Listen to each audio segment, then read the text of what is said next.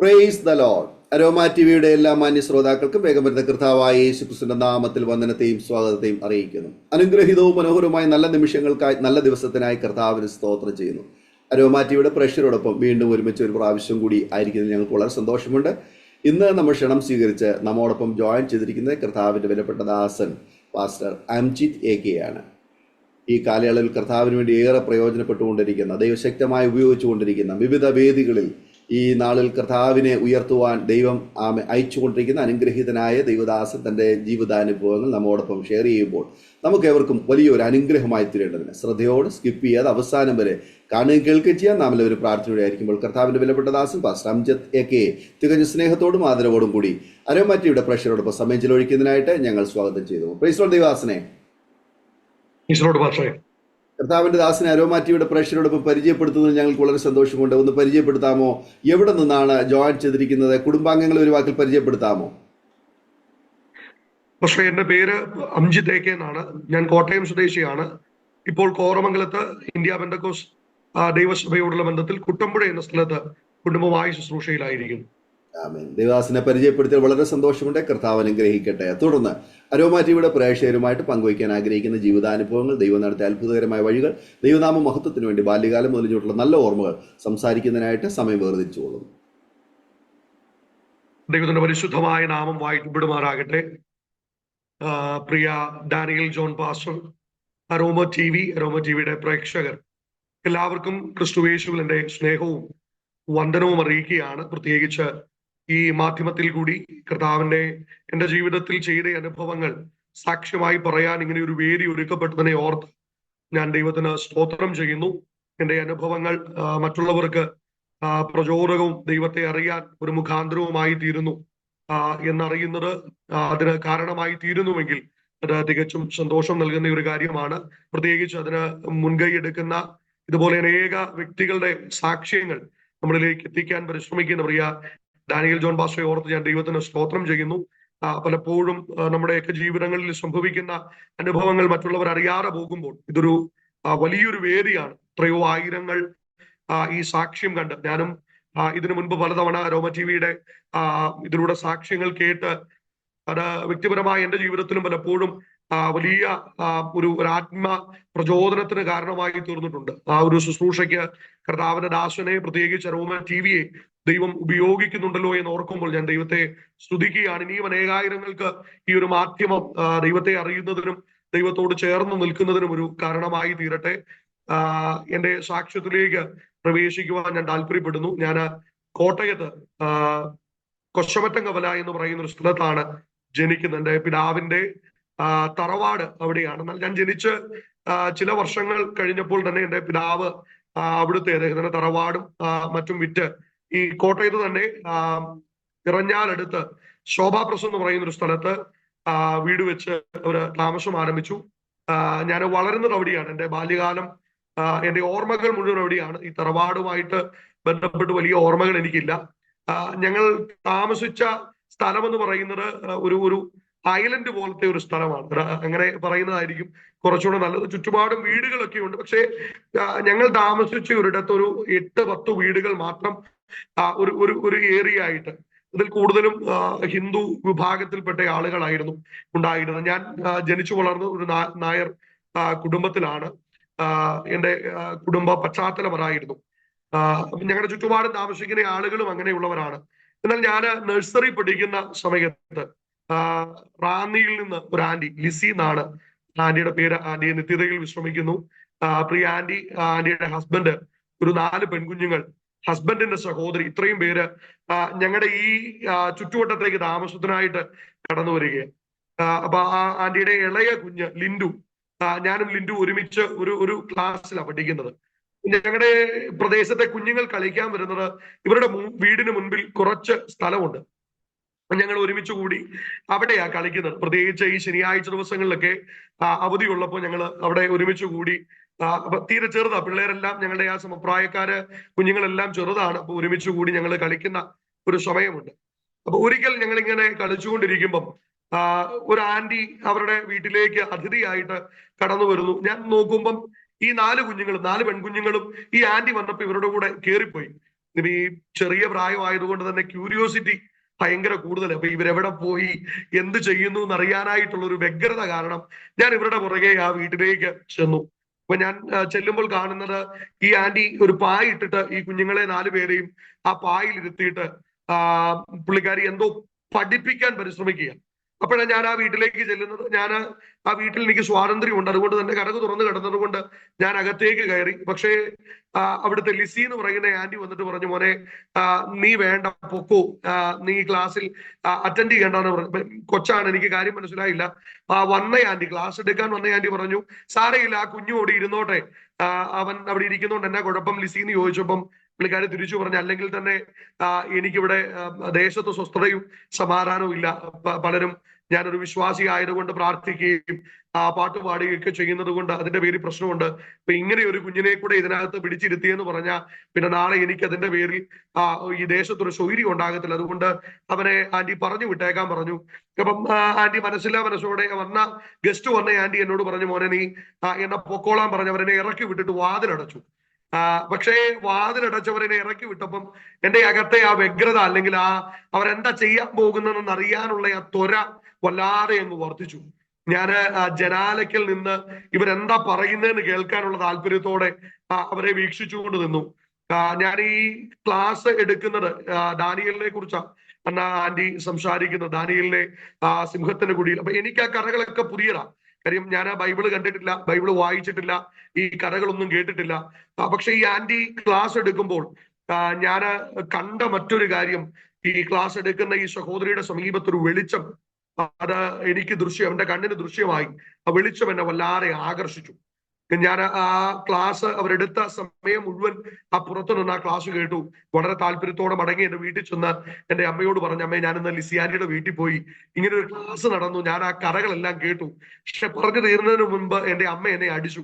എന്നിട്ട് എന്നോട് പറഞ്ഞു, ഇനി മേലിൽ ലിസിയുടെ വീട്ടിൽ നീ പോകരുത്, നിന്നോട് പലപ്പോഴും പറഞ്ഞിട്ടില്ലേ ആ വീട്ടിൽ പോകരുത് എന്നോട് പറഞ്ഞു. ഞാൻ അമ്മ പറഞ്ഞത് അടികൊണ്ട സങ്കടത്തിൽ ഞാൻ സമ്മതിച്ചു, ഇനി പോകത്തില്ല എന്ന് ഞാൻ പറഞ്ഞ് ആ കാര്യം അങ്ങ് ഒഴിവാക്കി വിട്ടു. പക്ഷേ അതിന്റെ അടുത്ത ആഴ്ച അതേ സമയം ഞാൻ വീണ്ടും ഓടെ ചെന്നു. കാര്യം എന്റെ അകത്ത് അങ്ങനെ ഒരു പ്രേരണ, വീണ്ടും നീ അവിടെ പോകണം എന്നൊരു പ്രേരണ വല്ലാതെ ഇങ്ങനെ കിടക്കുക. അപ്പം ഞാൻ ആ കൃത്യസമയത്ത് അവിടെ ചെന്നു. അന്നും അതുപോലെ തന്നെ എന്നെ ആ വീട്ടിലേക്ക് കയറ്റിയില്ല, അവര് പുറത്തിറക്കി വിട്ടു. ഞാൻ പുറത്തന്നും ആ ജനാലയ്ക്കൽ നിന്നു. എന്നാ ആന്റി ക്ലാസ് തുടങ്ങുന്നതിന് മുൻപ് ആ വീട്ടിലെ കുഞ്ഞുങ്ങളോട് ചോദിച്ച ഒരു ചോദ്യം, കഴിഞ്ഞ ആഴ്ച പഠിപ്പിച്ചത് നിങ്ങൾ ഓർക്കുന്നുണ്ടോ എന്നാ. ജനാലയ്ക്ക് പുറത്തു നിന്ന് ഞാൻ വിളിച്ചു പറഞ്ഞു, ആന്റി ഇങ്ങനെ ദാനിയേൽ എന്ന് പറഞ്ഞ ഒരാളെ കുറിച്ച് ഇങ്ങനെ ഒരു കഥയാ പഠിപ്പിച്ചത്. ഞാനത് പറഞ്ഞപ്പോൾ ആ ആന്റിക്ക് വലിയ സന്തോഷമായിട്ട് പുള്ളിക്കാരി പറഞ്ഞു, ഇവൻ പുറത്തു നിൽക്കേണ്ടവനല്ല, അടി കിട്ടിയാലും സാരമില്ല, ഇവൻ അകത്ത് വരേണ്ടവനാ, ഇവനെ അകത്ത് കയറ്റണം. ആ ആന്റി എന്നെ വിളിച്ച് അകത്ത് കയറ്റി ആ കുഞ്ഞുങ്ങളുടെ കൂടെ ഇരുത്തി ക്ലാസ് പഠിപ്പിച്ചു. എന്റെ തലയിൽ കൈവച്ച് എനിക്ക് വേണ്ടി പ്രാർത്ഥിച്ചു. എന്നോട് പറഞ്ഞു, മോനെ നിന്നെ കുറിച്ച് ദൈവത്തിന് പദ്ധതിയുണ്ട്, ദൈവം നിന്നെ ഉപയോഗിക്കും എന്നുള്ള നിലയിൽ എന്നോട് സംസാരിക്കാൻ ഇടയായി. എന്റെ കയ്യിൽ ഒരു ബൈബിള് തന്നു. എന്നെ വീട്ടിൽ നിന്ന് പറഞ്ഞു വിട്ടു. ഞാൻ അന്ന് വീട്ടിൽ ചെന്നപ്പോ ഈ കാര്യം പറഞ്ഞില്ല. കാര്യം എനിക്കറിയാം, ഞാനിത് പറഞ്ഞാൽ എന്റെ വീട്ടിൽ എനിക്ക് ലഭിക്കാനിരിക്കുന്നത് ഉപദ്രവമാണ് എന്നറിയാവുന്നത് കൊണ്ട് ഞാൻ മിണ്ടിയില്ല. പക്ഷെ ഞാൻ അറിഞ്ഞ ഞാൻ കണ്ട ആ വെളിച്ചം എന്റെ ഉള്ളിൽ പ്രേരണയായിട്ട് എപ്പോഴും കിടക്കുന്നത് കൊണ്ട് ഞാൻ എന്റെ വീട്ടുകാരറിയാതെ ആ ചെറുപ്പത്തിൽ തന്നെ ഈ ആന്റിയുടെ കൂടെ അവര് പോകുന്നതാണ്. കഞ്ഞിക്കുഴിയില് IPC ഫിലദൽഫിയ എന്ന് പറയുന്ന സഭയിലായിരുന്നു അവർ കൂടിക്കൊണ്ടിരുന്നത്. ഞാൻ ഞായറാഴ്ച ദിവസങ്ങളിൽ വീട്ടിൽ നിന്ന് അമ്പലത്തിൽ പോകുക എന്ന് പറഞ്ഞിറങ്ങും. അമ്പലത്തിൽ പോകാന്ന് പറഞ്ഞിറങ്ങും. എനിക്ക് കാണിക്ക ഇടാൻ പൈസ തരും. അപ്പം നിങ്ങൾ മനസ്സിലാക്കേണ്ട ഒരു കാര്യമുണ്ട്, എന്റെ കഴുത്തിൽ ഒരു തകിട് കിടപ്പുണ്ട്, എന്റെ നെറ്റിയിൽ എപ്പോഴും ഒരു കുറി കാണും. ഞാൻ ഇതുമായിട്ട് എപ്പോഴും നടക്കുന്നത്. ഇപ്പൊ ഞാൻ ഞായറാഴ്ച ഇവരുടെ കൂടെ രാവിലെ കയറി ഈ ഫിലദൽഫിയ എന്ന് പറയുന്ന സഭയിൽ പോകും. അവിടെ സൺഡേ സ്കൂൾ പഠിച്ചിട്ട് ഈ ആന്റി അവിടെ തന്നെ തിരിച്ച് ബസ് കയറ്റി വിടും. ഞാൻ അവിടുന്ന് തിരിച്ച് മടങ്ങി വന്നിട്ട് അമ്പലത്തിൽ പോയി എന്ന് പറഞ്ഞ് വീട്ടിലേക്ക് ചെല്ലും. അപ്പൊ അമ്മ എപ്പോഴും എന്നോട് ചോദിക്കുന്ന ഒരു കാര്യമുണ്ട്, എടാ നിനക്ക് കാണിക്ക ഇടാൻ പൈസ തന്നാൽ നീ എന്തുകൊണ്ടാണ് ഈ പൈസ ഇടാത്തത്? അപ്പൊ ഞാൻ എപ്പോഴും ഒഴികഴിവായിട്ട് പറയും, ഞാൻ മറന്നുപോയി, അല്ലെങ്കിൽ ചെന്നപ്പോ പെട്ടെന്ന് ഇറങ്ങി പോന്നു, അതുകൊണ്ടാണ് ഇടാൻ പറ്റാതിരുന്നത് എന്നൊക്കെ ഒഴികഴിവ് പറയും. പക്ഷെ സ്ഥിരം പോകാനുള്ള ഒരു സാഹചര്യം എനിക്കില്ലായിരുന്നു. ഇടയ്ക്കൊക്കെ എനിക്ക് അവസരം കിട്ടുന്ന സമയത്ത് അവരോടുകൂടെ ഞാൻ ഫിലദൽഫിയ സഭയിലേക്ക് കടന്നു പോകാറുണ്ടായിരുന്നു. പ്രത്യേകിച്ച് ഞാൻ അവിടെ കടന്നു നിന്ന് ഞാൻ ഓർക്കുന്നുണ്ട്, അവിടുത്തെ സൺഡേ സ്കൂള് ആദ്യം ഒരു കർത്താവിന്റെ ദാസൻ, ഈ പാസ്റ്റർമാരുടെ പേരൊന്നും എനിക്ക് ഓർമ്മയില്ല, ഞാൻ തീരെ ചെറുതായിട്ടുള്ള സമയമായിരുന്നു. അപ്പം ഒരു ബോർഡിൽ, ബ്ലാക്ക് ബോർഡിൽ അദ്ദേഹം ഒരു പാട്ട് എഴുതും. പാട്ട് എഴുതിയിട്ട് കുഞ്ഞുങ്ങളെ പഠിപ്പിക്കും. പഠിപ്പിച്ചിട്ട് അദ്ദേഹം ആ പാട്ട് തൂത്ത് കളഞ്ഞേച്ച് ചോദിക്കും, ആർക്കെങ്കിലും ഞാൻ പഠിപ്പിച്ച പാട്ട് പാടാമോ? ഞാൻ ഇന്നും ഓർക്കുന്നുണ്ട്, ഞാൻ ചെന്ന ഒരു ദിവസം അദ്ദേഹം പഠിപ്പിച്ച പാട്ട്.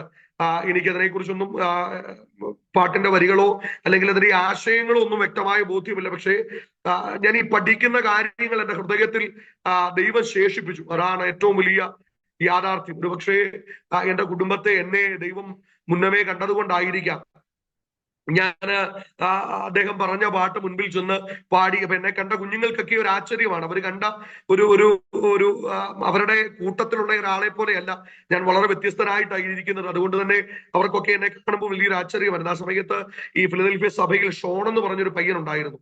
ഞാനും അവന് ഒരുമിച്ച് സ്കൂളിൽ പഠിക്കണം. അവൻ ഫിസിക്കലി അല്പം ചലഞ്ചഡ് ആയിട്ടുള്ള പയ്യനായിരുന്നു. ഞാൻ അവിടെ ചെല്ലുമ്പോൾ അവന് വലിയ സന്തോഷമായിരുന്നു. അംജിത്ത് എന്റെ കൂടെ ഞങ്ങളുടെ സഭയിൽ വരുന്നല്ലോ എന്ന് പറഞ്ഞ് പലപ്പോഴും അവൻ പറയാറുണ്ടായിരുന്നു. അന്ന് അവിടെ സൺഡേ സ്കൂൾ കഴിഞ്ഞ് അവരുടെ സ്പെഷ്യൽ ക്വിസും കാര്യങ്ങളും ഒക്കെ ഉണ്ട്. ഞാനിന്ന് ഓർക്കുന്നുണ്ട്, ആദ്യമായിട്ട് ലൂസിഫർ എന്ന് പറയുന്ന വാക്ക് ഞാൻ കേൾക്കുന്ന അവിടുന്ന്. അപ്പം അവര് ചോദിച്ച ഒരു ചോദ്യം, മിന്നാമിനിങ്ങിന് പ്രകാശം നൽകുന്ന ഘടകം എന്താ? ലൂസിഫറിന്റെ. എനിക്ക് ഇതിനെക്കുറിച്ച്, ഞാനും ചെറുതാണ്, അപ്പൊ അവര് ഉദാഹരണം പറഞ്ഞത് പിശാചിന്റെ പേരുമായിട്ട് ബന്ധപ്പെട്ട ഒരു ഇതാ വരുന്നത്. അപ്പം ലൂസിഫർ എന്ന് പറഞ്ഞപ്പോൾ ഇന്നും എന്റെ ഓർമ്മയിലുണ്ട് ആ പറഞ്ഞ സംഭവം. അങ്ങനെ എന്റെ ബാല്യകാലത്ത് ദൈവത്തെ അറിഞ്ഞത് പിള്ളേരുടേതായ വഴക്കുകളും കുസൃതികളും ഒക്കെ എന്റെ ജീവിതത്തിലും ഉണ്ടായിരുന്നെങ്കിൽ പോലും ദൈവത്തെ അറിഞ്ഞത് എന്റെ ജീവിതത്തിൽ വലിയൊരു നന്മയായിരുന്നു. ഞാൻ പലപ്പോഴും എന്റെ വീട്ടിൽ എന്റെ മാതാപിതാക്കൾ, പ്രത്യേകിച്ച് എന്റെ പിതാവ് വലിയൊരു പ്രശ്നമുള്ള ആളല്ലായിരുന്നു. പലപ്പോഴും ഞാൻ പ്രാർത്ഥനയ്ക്ക് പോയെന്നൊക്കെ അറിയുമ്പോഴും അദ്ദേഹം പറയുമായിരുന്നു, എടി അവൻ കുഞ്ഞല്ലേ, എന്റെ അമ്മയോടായിട്ട് പറയും, എടി അവൻ കുഞ്ഞല്ലേ, അവൻ പ്രായപൂർത്തിയാകുമ്പോൾ കുറച്ചുകൂടി അറിവാകുമ്പം അവന് കാര്യങ്ങൾ മനസ്സിലാകുകയും അവൻ നമ്മുടെ കൂടെ തന്നെ വരികയും ഒക്കെ ചെയ്യുമെന്ന് എന്റെ പിതാവ് പറയുമായിരുന്നു. പക്ഷെ എന്റെ സഹോദരിയും മാതാവും ഞാൻ ഈ ഒരു വിശ്വാസത്തോടുള്ള ബന്ധത്തിൽ അല്ലെങ്കിൽ വേദപുസ്തകം വായിക്കുന്നതോ പ്രാർത്ഥനകൾക്ക് പോകുന്നതോ ഒന്നും തീരെ താല്പര്യമില്ലാത്ത ഒരു വ്യക്തിയായിരുന്നു. ഞാൻ ഇന്ന് ഓർക്കുന്നുണ്ട്, എന്റെ ചെറുപ്പത്തിൽ ഞാൻ 5ലും 6ലും ഒക്കെ പഠിക്കുന്ന സമയത്ത് എനിക്ക് ലഭിച്ച ഈ ബൈബിൾ എന്റെ തലയണയുടെ അടിയിലാണ് വെക്കുന്നത്. ഞാൻ എന്റെ അമ്മുമ്മയുടെ കൂടെയാണ് കിടക്കുന്നത്. കാര്യം പുള്ളിക്കാരി എന്റെ എല്ലാ കള്ളത്തരങ്ങൾക്കും കൂടെ നിൽക്കുന്ന ഒരു വ്യക്തിയായിരുന്നു. ഞാൻ എന്ത് ചെയ്താലും ആരോടും പറയത്തില്ല. അപ്പൊ ഞാൻ രാത്രിയിൽ ഇരുന്ന് പ്രാർത്ഥിക്കും. ഞാൻ ഇന്ന് ഓർക്കുന്നുണ്ട്, എന്റെ പ്രിയൻ വാനിൽ വരാറായി, പാട്ടിന്റെ ഈണം എന്റെ അകത്തുണ്ട്, പക്ഷെ എനിക്ക് വരികൾ അറിയത്തില്ല. ഞാൻ സ്വന്തമായിട്ട് പാട്ട് എഴുതി ഈ ട്യൂണിൽ പാടി ദൈവത്തെ മഹത്വപ്പെടുത്തുമായിരുന്നു. എന്റെ അമ്മുമ്മയ്ക്ക് ഇതറിയാം, പക്ഷേ അമ്മുമ്മ ഇത് ആരോടും പറയത്തില്ല. എന്നോട് എപ്പോഴും പറയും, മോനെ ഇതാ അവര് കണ്ടു കഴിഞ്ഞു കഴിഞ്ഞാൽ നിന്നെ തല്ലും, നിനക്ക് വഴക്ക് കിട്ടും, അതുകൊണ്ട് നീ ഇങ്ങനെ ചെയ്യരുതെന്നൊക്കെ പറയുമായിരുന്നെങ്കിലും വീട്ടിൽ ആരോടും പറയത്തില്ലായിരുന്നു. ഒരിക്കൽ എന്റെ ചേച്ചി വൈകുന്നേരം സന്ധ്യയ്ക്ക് വിളക്ക് കത്തിച്ചു വെച്ചപ്പോൾ ഞാനത് പോയി ഊതിക്കെടുത്തി. എന്ത് ഞാൻ പറഞ്ഞു, ഇതൊന്നും അല്ല, ഇത് നിങ്ങൾ കാണാത്ത മറ്റൊരു പ്രകാശമുണ്ട്. അപ്പം എന്റെ അമ്മ എന്നെ തല്ലിയിട്ട് പറഞ്ഞു, നിനക്ക് എത്ര പറഞ്ഞാലും ബോധം വരികയില്ല. അപ്പൊ എന്റെ സഹോദരി ഓടിപ്പോയി എന്റെ തലയണക്കടിയിൽ ഇരുന്ന് ബൈബിൾ എടുത്ത് വലിച്ചു വീടിന് പുറത്തേക്ക് എറിഞ്ഞു. ഈ ഒരു സാധനമാണ് നിന്നെ വഴിതെറ്റിക്കുന്നത്, നീ ഇങ്ങനെ പോയാൽ നശിച്ചു പോകത്തേ ഉള്ളെന്നൊക്കെ എന്റെ സഹോദരി പറയാനിടയായി. പക്ഷെ ഞാൻ പറയട്ടെ, ആ സമയത്തും ഞാൻ കേട്ട ദൈവത്തിന്റെ വചനങ്ങൾ അത് എന്താണെന്നുള്ള ബോധ്യം ഇല്ലായിരുന്നെങ്കിൽ പോലും അതെനിക്ക് വലിയൊരു ചാലകശക്തിയായിരുന്നു, എന്നെ മുൻപോട്ട് നടത്തുന്ന ഒരു വലിയ ഘടകമായിരുന്നു. അങ്ങനെ ഒരിക്കൽ ഞങ്ങളുടെ ദേശത്ത് സുനിൽ എന്ന് പറയുന്ന ഒരു അച്ഛന്റെ വീട്, അവർ പുതുതായിട്ട് വീട് വെച്ചു. ആ വീട്ടിലൊരു പ്രാർത്ഥനയ്ക്ക് വിമൽ എന്ന് പറയുന്ന എന്റെ ഒരു സുഹൃത്ത്, അദ്ദേഹം എന്നെ വിളിച്ചുകൊണ്ട് ഈ പ്രാർത്ഥന ആദ്യമായിട്ടാണ് ഞങ്ങളുടെ ദേശത്ത് വെക്കുന്ന ഒരു പ്രാർത്ഥനയ്ക്ക് ഞാൻ പോകുന്നത്. ഇന്ന് വരെ ഞാനത് പോയിട്ടില്ല. പക്ഷെ അന്നെന്തോ എന്നെ വിളിച്ചു, പോകാൻ എനിക്ക് പ്രേരണയുണ്ടായി. അപ്പൊ ഞാൻ ബൈബിള് സാധാരണ പുറത്തെടുക്കുക എന്ന് പറയുന്നത് ആരുടെയും കൈ കൊടുത്ത് രഹസ്യമായിട്ട് വിട്ട് അവിടുന്ന് പോകുമ്പോഴും മറ്റൊരാളുടെ കൈ കൊടുക്കും. എന്റെ വീട്ടിലേക്ക് ഡയറക്റ്റ് ആയിട്ട് ഞാൻ ഇത് എടുത്തുകൊണ്ട് വരത്തില്ല. കാര്യം ഞങ്ങളുടെ ചുറ്റുവട്ടത്ത് ആരെങ്കിലും കണ്ടു കഴിഞ്ഞു കഴിഞ്ഞാൽ പിന്നെ അതേ ചൊല്ലിയായിരിക്കും പ്രയാസം എന്നറിയാവുന്നത് കൊണ്ട് വളരെ രഹസ്യമായിട്ടാണ് ഞാൻ ഈ കാര്യങ്ങൾ ചെയ്തുകൊണ്ടിരുന്നത്. പക്ഷെ അന്നെന്തോ ഞാൻ ഈ പ്രാർത്ഥനയ്ക്ക് പോയിട്ട് തിരിച്ചു വരുമ്പം ഈ ബൈബിള് കൈ കരുതിയാണ് കൊണ്ടുവരുന്നത്. ഞങ്ങളുടെ ദേശത്തെ ഒരു സഹോദരി അത് കണ്ടു. പിറ്റേ ദിവസം രാവിലെ ഞാൻ സ്കൂളിലേക്ക് കടന്നു പോകുന്നു. അന്ന് എന്റെ ഓർമ്മ ശരിയാണെങ്കിൽ ഞാൻ 6ലോ 7ലോ പഠിക്കുന്നത്. അപ്പൊ ഞാൻ സ്കൂളിലേക്ക് പോകുന്ന ഇവരുടെ വീടിന്റെ മുറ്റത്തുകൂടെ കയറിയാണ് ഞാൻ സ്കൂളിലേക്ക് പോകുന്നത്. അപ്പൊ അവരുടെ മകനും എന്നെക്കാളും ഇളയതാണ്. ആ കുഞ്ഞും ഞങ്ങളുടെ കൂടെയാ സ്കൂളിലേക്ക് വരുന്നത്. അപ്പൊ അവനെയും കൂട്ടിക്കൊണ്ടാ വേണം സ്കൂളിൽ പോകാൻ. അപ്പൊ അവരുടെ വീടിന്റെ മുറ്റത്ത് ചെന്ന് നിൽക്കുമ്പം ആ സഹോദരി എന്നോടായിട്ട് പറയുകയാണ്, അനിയൻകുട്ടൻ പാസ്റ്റർ, എന്നെ അനിയൻകുട്ടാണ് വീട്ടിൽ വിളിക്കുന്നത്. പുള്ളിക്കാരി പറയുന്നത്, അനിയൻകുട്ടൻ പാസ്റ്ററെ, നീ ഞങ്ങളുടെ വീടിന്റെ മുറ്റത്തൂടെ നടന്ന എന്റെ കാല് ഞങ്ങള് വെട്ടും എന്നുള്ള നിലയിൽ പുള്ളിക്കാരി എന്നോട് പറയുക. ഞാൻ ചിലപ്പോൾ ഇപ്പൊ പറയാറുണ്ട്, ഈ കയ്യഫാവ് യേശുവിനെ കുറിച്ച് പ്രവചിച്ചു എന്ന് തിരുവെഴുത്തി പറയുന്നുണ്ട്. ചിലതൊക്കെ മനുഷ്യരുടെ വായിൽ കൂടെ ദൈവം പ്രവചനമായിട്ട് വിളിച്ചു പറയും. പിൽക്കാലത്ത് കർത്താവിന്റെ വേലയിൽ ഞാൻ ഇറങ്ങുമെന്ന് ഒരു പക്ഷേ ദൈവത്തിന്റെ ആത്മാവ് അന്നേ ആ സഹോദരിയിൽ കൂടി വെളിപ്പെടുത്തിയതാകാം, നമുക്കറിയത്തില്ല. സ്തോത്രം. ഞാൻ ഇത് കേട്ടു, എനിക്ക് കാര്യങ്ങളൊന്നും മനസ്സിലായില്ല. ഞാൻ എന്റെ കൂട്ടുകാരുടെ കൂടെ അവിടെ നിന്ന് കോട്ടയത്ത് ഞാൻ MT സെമിനാരി സ്കൂളിലാണ് പഠിക്കുന്നത്. ഞങ്ങൾ നടന്നു പോകാം, അപ്പൊ ഞങ്ങൾ ഒരുമിച്ച് ഞങ്ങൾ കൂട്ടുകാരെല്ലാം നടന്നുപോയി. പക്ഷേ ഞാൻ പോയതിനു ശേഷം ഞങ്ങളുടെ ആ ആ, പ്രദേശത്ത് വലിയൊരു വഴക്ക് എന്നെ ചൊല്ലി നടന്നു. ഞാനിത് അറിഞ്ഞില്ല. ഞാൻ തിരിച്ചു വരുമ്പം എന്റെ അച്ഛൻ അന്ന് ജോലിക്ക് പോയിട്ടില്ല, അദ്ദേഹം അവിടെ ഉണ്ട്. ഞാൻ ചെല്ലുമ്പോഴേ അമ്മ പറയുന്നത്, ഇവനെ കൊണ്ട് യാതൊരു സ്വസ്ഥതയും ഇല്ല, ദേശക്കാര് മുഴുവൻ നമുക്കെതിരായി, ഇനി ആരും ചീത്ത പറയാനില്ല. എനിക്ക് കാര്യങ്ങൾ മനസ്സിലാകുന്നില്ല, ഇവരെന്താ ഈ പറയുന്നത്. ഞാൻ അച്ഛനോട് ചോദിച്ചാ എന്നാ സംഭവിച്ചേ? എടാ, നീ പ്രാർത്ഥനയ്ക്ക് പോയത് ഇവിടെ ഇന്ന സഹോദരി കണ്ടു, ആ സഹോദരി അത് ഇവിടെ പറഞ്ഞ് ഈ ചുറ്റുവട്ടത്തുള്ളവരെല്ലാം അമ്മയോടും എന്നോടും വഴക്ക് പിടിച്ചു. അപ്പം നീ ഇനി പ്രാർത്ഥനയ്ക്ക് പോകരുത്, ദേശത്ത് ഞങ്ങളെ ഇങ്ങനെ ഒരു നാണക്കേടാക്കി നീ നിർത്തരുത് എന്ന് പറഞ്ഞു. ആ ഒരു വാക്ക് എന്നെ വല്ലാതെ വേദനിപ്പിച്ചു. ഞാൻ കാരണം എന്റെ മാതാപിതാക്കൾ നിന്നെ അനുഭവിക്കുന്നുണ്ട് എന്നെ ആ വാക്ക് എന്നെ വല്ലാതെ വേദനപ്പെടുത്തി. പക്ഷെ ഞാൻ ഈ ലിഷി എന്ന് പറയുന്ന ആന്റിയെ പലപ്പോഴും കാണുമ്പോൾ ആന്റി എന്നോട് പറയുമായിരുന്നു, മോനെ നിനക്ക് വേണ്ടി നിന്റെ കുടുംബത്തിന് വേണ്ടി ഞങ്ങൾ പ്രാർത്ഥിക്കുന്നുണ്ട്, ഇന്നല്ലെങ്കിൽ നാളെ നിന്റെ കുടുംബം ദൈവത്തെ അറിയും, ഒരു ദൈവഭാഗത്തേക്ക് കടന്നു വരും. പക്ഷേ കാലങ്ങൾ കുറച്ചുകൂടി മുമ്പോട്ട് പോയി. ഞാൻ പഠിക്കുന്ന സമയത്ത് ഞങ്ങളുടെ വീട് വിറ്റിട്ട് എന്റെ മാതാപിതാക്കള് പള്ളം എന്ന് പറയുന്ന സ്ഥലത്തേക്ക് താമസം മാറി. ചിങ്ങവനം അടുത്ത് പള്ളം. കാരണം എന്റെ അച്ഛൻ ജോലി ചെയ്തുകൊണ്ടിരുന്ന ആ സമയത്ത് തിരുവല്ല ആലൂക്കാസില് എന്റെ അച്ഛൻ ഒരു തയ്യൽക്കാരനാണ്, അപ്പൊ കട്ടറായിട്ട് വർക്ക് ചെയ്യുന്നു. അപ്പൊ അദ്ദേഹത്തിന് പോയി വരാൻ കുറച്ചുകൂടി എളുപ്പം അങ്ങോട്ടായതുകൊണ്ട് ഞങ്ങൾ അങ്ങോട്ട് വീട് മാറി. വാടകയ്ക്കാണ് ആദ്യം ചെന്നത്, പിന്നീട് ഒരു വീട് മേടിക്കാം എന്നൊക്കെ പറഞ്ഞാണ് നമ്മൾ അങ്ങോട്ട് മാറിയത്. അപ്പൊ ഞങ്ങൾ താമസിക്കാൻ ചെന്നത് ഇതുപോലെ തന്നെ ഒരു ഹൈന്ദവ കുടുംബത്തിലാണ്. അപ്പൊ അവര് എന്റെ അച്ഛനോട് പറഞ്ഞ ഏക കാര്യം, നിങ്ങളൊരു നായർ പശ്ചാത്തലത്തിലുള്ളവരായതുകൊണ്ടാണ് ഞങ്ങൾ നിങ്ങൾക്ക് വീട് തരുന്നത്. അതായത് പള്ളം പോസ്റ്റ് ഓഫീസിന്റെ അടുത്ത് മെയിൻ റോഡ് സൈഡിലായിരുന്നു ഞങ്ങൾക്ക് വീട് കിട്ടിയത്. ആ വീടിനോട് ചേർന്ന് തന്നെ അവരുടെ സഹോദരന്റെ, അതായത് 2 ഭിത്തി ഉണ്ടെന്നേ ഉള്ളൂ. സത്യത്തിൽ ഇവിടെ പറഞ്ഞാൽ ആ വീട്ടിൽ കേൾക്കാം, അങ്ങനെ ഒരു അവസ്ഥയായിരുന്നു. അപ്പൊ അവിടെ ചെന്നപ്പോഴേ അച്ഛൻ പറഞ്ഞു, ദയവ് ചെയ്ത് നീ പ്രാർത്ഥിക്കരുത് ഇവിടെ, നീ ബൈബിള് വായിക്കുകയും ചെയ്യരുത്, കാര്യം നമ്മൾ ഹിന്ദുക്കളാണ് എന്നുള്ളത് കൊണ്ട് അവർ ആ വീട് തന്നത്, അതുകൊണ്ട് ദയവ് ചെയ്ത് നീ ഞങ്ങളെ ഉപദ്രവിക്കരുത് എന്ന് പറഞ്ഞാണ് അവിടേക്ക് കൊണ്ടുപോകുന്നത്. പക്ഷെ ഞാൻ ആത്മാർത്ഥമായി പറയട്ടെ, 3 വർഷങ്ങൾ ഞാനും ദൈവത്തെ മറന്നു, പ്രാർത്ഥനയില്ല, ബൈബിൾ വായിക്കുന്നില്ല, ദൈവവുമായിട്ടുള്ള സകല ബന്ധങ്ങളും വിട്ടു. ഞാനും ഈ ലോകത്തിൽ ഒരാളെ പോലെ തന്നെ എന്റെ സുഹൃത്തുക്കളോടൊപ്പം ആഘോഷങ്ങളും എന്നിരുന്നാൽ പോലും ആ സമയത്തും ഞാൻ അങ്ങനെ ഈ മറ്റ് വിശ്വാസങ്ങളുമായിട്ടൊന്നും തന്നെ ഞാൻ ജനിച്ചു വളർന്ന അതുമായി എനിക്ക് യാതൊരു താല്പര്യമോ അല്ലെങ്കിൽ അടുപ്പമോ ഇല്ലായിരുന്നു. ഉത്സവങ്ങൾക്കൊക്കെ പോകും, ആഘോഷങ്ങൾക്കൊക്കെ പോകും, അതിനൊക്കെ ഭയങ്കര സന്തോഷമാണ്. പക്ഷെ എന്നിരുന്നാൽ പോലും എന്റെ മാതാവ് ആ ഒരു വിശ്വാസത്തിൽ വളരെ തീഷ്ണതയുള്ളൊരു വ്യക്തിയായിരുന്നു. രാവിലെ കുളിച്ച് ക്ഷേത്രത്തിൽ പോയി മടങ്ങി വന്നിട്ടല്ലാതെ ഭക്ഷണം വെക്കത്തില്ല. വ്രതങ്ങളും അനുഷ്ഠാനങ്ങളും എല്ലാം കൃത്യമായി എടുക്കുന്ന അത്രയ്ക്ക് തീവ്ര ഒരു ഹിന്ദു ഭക്തയായിരുന്നു എന്റെ മാതാവ്. അതുകൊണ്ട് തന്നെ ഞാൻ പോകുന്ന വഴികൾ, പ്രത്യേകിച്ച് അന്നെന്റെ അമ്മ പറയുമായിരുന്നു, ഈ പെന്തിക്കോസുകാരെ കാണുന്നത് വളരെ വളരെ വിദ്വേഷമായിരുന്നു. എന്റെ അമ്മ പറയും, ഈ ആഭരണം ഇടാത്തവരെ കണ്ടിട്ട് എവിടെ പോയാലും ഒരു കാര്യവും സാധിക്കുകയില്ല, അതുകൊണ്ട് അവരെ കണ്ടാൽ തിരിച്ചു വന്ന് കുളിച്ചേച്ചേ എവിടെയെങ്കിലും പോകാവുള്ളൂ. അത്രയ്ക്കൊരു വിരോധം എന്റെ അമ്മയ്ക്കുണ്ട്. ഞാനിന്ന് ഓർക്കുന്നുണ്ട്, വള്ളത്ത് എന്റെ അച്ഛൻ ഒരു തയ്യക്കട തുടങ്ങുന്നു. സ്തോത്രം. അവിടുത്തെ IPCയിലെ പാസ്റ്റർ, ബുക്കാന എന്ന് പറയുന്ന സഭയിൽ ശുശ്രൂഷ ജേക്കബ് വർഗീസ്, സണ്ണി പാസ്റ്റർ എന്നാണ് അദ്ദേഹത്തെ വിളിക്കുന്നത്. അദ്ദേഹം ഞങ്ങളുടെ കടയിൽ തയ്ക്കാൻ വരും. ആന്റി ലാലി എന്നാണ് ആന്റിയുടെ പേര്. അപ്പൊ ആന്റിയും പാസ്റ്ററോട് വരുമ്പോ എന്റെ അമ്മയായിരിക്കും ഈ കൗണ്ടറിൽ ഇരിക്കുന്നത്. ഇവരെ കാണുമ്പോ എന്റെ അമ്മ എഴുന്നേറ്റ് പോകും, അവിടെ ഇരിക്കുകയില്ല, അകത്തിരിക്കുന്ന മറ്റേ ആരെങ്കിലും പറഞ്ഞു വിട്ടിട്ട് അവര് വന്ന അളവെടുക്കുന്നത്. അത്രയ്ക്ക് ദേഷ്യമായിരുന്നു നമുക്ക് പെന്തിക്കോസുകാരെന്ന് പറഞ്ഞ്. പക്ഷേ ദിവസങ്ങൾ മുൻപോട്ട് പോയി.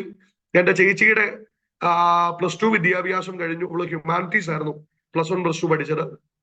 അപ്പൊ ആ സമയത്ത് ഈ SIB, സൗത്ത് ഇന്ത്യൻ ബാങ്കുകാര് സ്കൂളുകളിൽ ചെന്ന് കുഞ്ഞുങ്ങൾക്ക് അക്കൗണ്ട് തുടങ്ങുന്ന ഒരു സമയമായിരുന്നു. എന്റെ ചേച്ചിക്കും SIB എന്നൊരു അക്കൗണ്ട് കിട്ടി. സോ +2 കഴിഞ്ഞ് എന്ത് എന്ന് ചോദ്യം വന്നപ്പം സ്വാഭാവികമായിട്ട് എല്ലാവരും ചിന്തിക്കുന്നത് പോലെ നഴ്സിംഗ് എന്നീ ഒരു സയൻസ് എടുത്തില്ലെങ്കിൽ പോലും നഴ്സിംഗ് എന്ന ഒരു ചിന്തയാ എന്റെ അച്ഛന്റെ അമ്മയുടെയൊക്കെ മനസ്സിൽ വന്നത്. സോ അവർ ഈ സൗത്ത് ഇന്ത്യൻ ബാങ്കിൽ പോയി അവിടുത്തെ മാനേജറോട് സംസാരിച്ചു. അദ്ദേഹം പറഞ്ഞു, കുഴപ്പമില്ല, ലോൺ കൊടുക്കുന്നതിൽ വിഷയമൊന്നുമില്ല, ലോണിന്റെ കാര്യങ്ങൾ ക്രമീകരിക്കാം. ആ സമയത്ത് അച്ഛൻ അത്യാവശ്യം നല്ല തയ്യലുണ്ട്, നല്ല വരുമാനമുണ്ട്, ഞങ്ങൾ അത്യാവശ്യം നല്ല രീതിയിലാണ് വീട് മേടിച്ചില്ലെങ്കിൽ പോലും അത്യാവശ്യം നല്ല രീതിയിൽ ലാവിഷായിട്ടാണ് ഞങ്ങൾ ജീവിച്ചുകൊണ്ടിരുന്നത്. സോ അച്ഛൻ പറഞ്ഞു ഓക്കെ ലോൺ എടുത്ത് അവളെ വിടാം എന്ന് പറഞ്ഞ് മംഗലാപുരത്ത് ഒരു കോളേജിൽ എന്റെ സഹോദരിയെ കൊണ്ടുപോയി ചേർത്തു, സർട്ടിഫിക്കറ്റ് കൊടുത്തു, 10,000 രൂപ അഡ്മിഷൻ ഫീസും കൊടുത്ത് എന്റെ പിതാവ് മടങ്ങി വന്ന് ലോണിന്റെ കാര്യങ്ങൾ പ്രൊസീഡ് ചെയ്യുമ്പോഴാണ് അവര് പറയുന്നത് ഹ്യൂമാനിറ്റീസ് പഠിച്ചവർക്ക് ഈ നഴ്സിംഗിന് പോകാൻ ലോൺ കൊടുക്കാൻ അനുവാദമില്ല. അപ്പൊ നമ്മള് ഉമ്മൻചാണ്ടിയൊക്കെ പോയി കണ്ട് അതിന്റെ കാര്യങ്ങളൊക്കെ സംസാരിച്ചെങ്കിലും ഈ ബാങ്കിൽ നിന്ന് നമുക്ക് ലോൺ കിട്ടാത്ത ഒരവസ്ഥ വന്നു. അപ്പൊ ഞങ്ങള് ഈ കോളേജിൽ വിളിച്ചിട്ട് അവരോട് ചോദിച്ചു, ഈ സർട്ടിഫിക്കറ്റ് തിരിച്ചു തരാവും, ഞങ്ങൾക്ക് ഇവിടെ പഠിപ്പിക്കാൻ ലോൺ കിട്ടാനുള്ള ബുദ്ധിമുട്ടുണ്ട്. അപ്പൊ അവർ തിരിച്ചു പറഞ്ഞ മറുപടി എന്ന് പറഞ്ഞാൽ, എന്നാൽ ഒന്നുകിൽ 3 വർഷം നിങ്ങൾ ഫീസ് അടയ്ക്കുക, 3 വർഷം കഴിയുമ്പോൾ 3 വർഷം 4 വർഷം കഴിയുമ്പോൾ സർട്ടിഫിക്കറ്റ് തരാം, അല്ലെങ്കിൽ ഫീസ് മുഴുവൻ നിങ്ങൾ ആദ്യമേ അടച്ചാൽ ഇതിന് രണ്ടിനും നമുക്ക് അപ്പൊ സാഹചര്യമില്ല. സോ അച്ഛൻ പറഞ്ഞു നമുക്ക് എങ്ങനെയായാലും ഇവിടെ പഠിപ്പിക്കാം. അപ്പം അച്ഛന്റെ കട അത്യാവശ്യം നല്ല രീതിയിൽ പോകുന്നത് കൊണ്ടും ഞങ്ങൾ സാമ്പത്തികമായിട്ടുണ്ട് എന്ന് ബോധ്യമുള്ളത് കൊണ്ട് നമ്മൾ ചോദിക്കാതെ യേശുത്തിന് പലരും അച്ഛന് വായ്പ കൊടുക്കാൻ തയ്യാറായിട്ട് മുൻപോട്ട് വന്നു. അത് വളരെ പലിശക്കാണ്, നമ്മൾ ചിന്തിക്കുന്നതിനേക്കാൾ ഉയർന്ന. പക്ഷെ ആ സമയത്ത് എന്റെ അച്ഛൻ അതൊന്നും ചിന്തിക്കുന്നില്ല. അദ്ദേഹത്തിന്റെ കാഴ്ചപ്പാട് പണിയുണ്ട്, പണി ചെയ്യാൻ അദ്ദേഹത്തിന് ആരോഗ്യമുണ്ട്, എത്ര വന്നാലും എന്തു വന്നാലും കൊടുത്തു വീട്ടാം എന്നുള്ള ഒരു ആത്മവിശ്വാസം അച്ഛനുണ്ടായിരുന്നു. അങ്ങനെ കുറച്ചുപേരുടെ കയ്യിൽ നിന്ന് വായ്പ പണം വാങ്ങി എന്റെ അച്ഛൻ ചേച്ചിയുടെ ആദ്യ വർഷത്തെ ഫീസ് അടച്ചു. ഫീസ് അടച്ച് കുറച്ചു നാൾ കഴിഞ്ഞപ്പോൾ എന്റെ അച്ഛന്റെ നടുവിന്റെ കണ്ണി അകന്നു. അതായത് നിന്നും ഇരുന്നും ജോലി ചെയ്യാൻ പറ്റാത്ത സാഹചര്യത്തിലേക്ക് അച്ഛൻ വന്നു. അങ്ങനെ വന്നപ്പോൾ ഞങ്ങളുടെ സാമ്പത്തിക നില മുഴുവൻ തകിടം പറഞ്ഞു. തകിടം പറഞ്ഞു എന്ന് പറഞ്ഞാൽ ഒരിടത്തുനിന്ന് മേടിച്ച് മറ്റൊരിടത്തെ കടം തീർക്കുക, ആ നിലയിലേക്ക്. അതായത് പലിശ കൊടുക്കാൻ പോലും ഞങ്ങളുടെ ഈ പൈസ ഇല്ല, പക്ഷേ മറ്റൊരിടത്തുനിന്ന് വായ്പ മേടിക്കുന്നു, ഇന്നയാൾക്ക് പലിശ കൊടുക്കുന്നു. അങ്ങനെ കടം കൂടി ഒരു 3.5 ലക്ഷം രൂപയോളം ഞങ്ങൾക്ക് കടം വന്നു. അച്ഛന്റെ കൂടെ ജോലി ചെയ്തിരുന്ന പലരും ആ സമയത്ത് കടയിൽ നിന്ന് കാരണം കൂടാതെ വിരിഞ്ഞു പോകാനിടയായി. ഒരു കട എടുത്തിട്ടുണ്ടെന്നല്ലാതെ പണിയാൻ ആളില്ല. എല്ലാ നിലയിലും ഞങ്ങളുടെ മുൻപിൽ ജീവിതം ഒരു ചോദ്യചിഹ്നമായി മാറിയ ഒരു സമയമാണ്. ഒരു പക്ഷേ ഞാൻ ഇന്ന് ചിന്തിക്കുമ്പോൾ പലപ്പോഴും പല വേദികളിലും ഞാൻ പറയാറുണ്ട്, കർത്താവ് ഞങ്ങളുടെ വഴി അടച്ചതാണ്, അല്ലാതെ മറ്റൊന്നല്ല. കർത്താവിനെ അറിയാൻ പല അവസരങ്ങൾ എന്റെ മാതാപിതാക്കൾക്ക് മുൻപിൽ ദൈവം കൊടുത്തപ്പോഴും അതിനെയൊക്കെ പുറങ്കാലുകൊണ്ട് തട്ടിക്കളയുകയായിരുന്നു എന്റെ മാതാപിതാക്കൾ. കാര്യം അവർക്ക് കഷ്ടതകളില്ല, ഭാരങ്ങളില്ല. അതുകൊണ്ട് ദൈവത്തെ അറിയേണ്ട, അല്ലെങ്കിൽ ഞങ്ങള് നിൽക്കുന്ന ഇതിൽ ഞങ്ങൾക്ക് യാതൊരു കുറവും വന്നിട്ടില്ല, പിന്നെ എന്തുകൊണ്ടാ മറ്റൊരു ദൈവത്തിന്റെ പിന്നാലെ ഞങ്ങൾ പോകേണ്ടേ എന്നൊരു ചോദ്യമായിരുന്നു അവരുടെ മനസ്സിൽ എല്ലായ്പ്പോഴും ഉണ്ടായിരുന്നത്. സോ കർത്താവ് ഞങ്ങളുടെ വഴികൾ 4 ചുറ്റും പുറവും അവൻ അടച്ചു കളഞ്ഞു. ഒരു സാഹചര്യവും ഇല്ല. കടക്കാർ വീട്ടിൽ വന്ന് നിരന്തരം അസഭ്യം പറയുന്ന ഒരവസ്ഥയിലേക്ക്. വളരെ സ്നേഹിതരായിരുന്ന വ്യക്തികൾ, ഞങ്ങളോട് അടുത്തു നിന്ന തൊട്ട അയൽവക്കത്ത് താമസിക്കുന്ന വ്യക്തികൾ പോലും പലപ്പോഴും നമ്മളിൽ നിന്ന് സഹായം പറ്റിയവർ പോലും ഒരു സമയത്ത് നമ്മൾക്ക് വാങ്ങിയ തുക മടക്കി കൊടുക്കാൻ കഴിയില്ല എന്ന അവസ്ഥ മനസ്സിലാക്കിയപ്പോൾ വളരെ മോശമായിട്ട് ഞങ്ങളോട് സംസാരിക്കാൻ ആരംഭിച്ചു. അപ്പം അതിനകത്ത് നിങ്ങൾ മനസ്സിലാക്കേണ്ട ഏറ്റവും പ്രധാനമായ ഒരു കാര്യം എന്ന് പറയുന്നത്, ഞാൻ ആദ്യമേ നിങ്ങളോട് പറഞ്ഞു, ഞങ്ങൾ മെയിൻ റോഡിലാണ് താമസിക്കുന്നത്. അതായത് ഞങ്ങളുടെ വീടും റോഡും തമ്മിൽ ഒരു 4 സ്റ്റെപ്പ് വെച്ചാൽ ഞങ്ങൾ റോഡിലാണ്. സ്തോത്രം. ഓരോ തവണ ഈ കടം തന്ന ആളുകൾ വന്ന് വീടിന് മുൻപിൽ ഒച്ചപ്പാടുണ്ടാക്കുമ്പോൾ ഞാൻ എന്നും ഓർക്കുന്നുണ്ട്, അതിലേക്ക് കടന്നു പോകുന്ന വാഹനങ്ങൾ, ബസ് ഉൾപ്പെടെ നിർത്തി പലപ്പോഴും ആൾക്കാര് ഈ ബഹളം എന്താണെന്ന് അറിയാൻ നിന്ന സമയങ്ങളുണ്ട്. വല്ലാത്ത ഒരു നാണക്കേടിലേക്ക് ഞാനും എന്റെ കുടുംബവും തള്ളപ്പെട്ടു. എന്ത് ചെയ്യണമെന്ന് അറിയുന്നില്ല. 2010 മെയ് മാസം പകുതി മുതൽ ഞങ്ങളുടെ കുടുംബത്തിന്റെ അവസ്ഥകൾ മുഴുവൻ ഞങ്ങളുടെ ചിന്തകൾക്ക്, അല്ലെങ്കിൽ ഞങ്ങളുടെ ഓർമ്മയിൽ പോലും അല്ലെങ്കിൽ ഞങ്ങളുടെ പ്രതീക്ഷകളിൽ പോലും ഇല്ലാത്ത ഒരു നിലയിലേക്ക് ഞങ്ങളുടെ ജീവിതം കൂപ്പുകുത്തി. ആര് സഹായിക്കുമെന്ന് അറിയത്തില്ല, എന്ത് ചെയ്യണമെന്ന് അറിയത്തില്ല. എന്റെ അച്ഛൻ ഭ്രാന്തമായ ഒരു അവസ്ഥയിലേക്ക്. കാര്യം ഇന്നു വരെ ജീവിതത്തിൽ ആരും മുഖത്തു നോക്കി ചീത്ത പറഞ്ഞിട്ടില്ല, പക്ഷെ ആ ഒരവസ്ഥ വന്നപ്പോൾ അദ്ദേഹത്തിന് ഭയമായിപ്പോയി.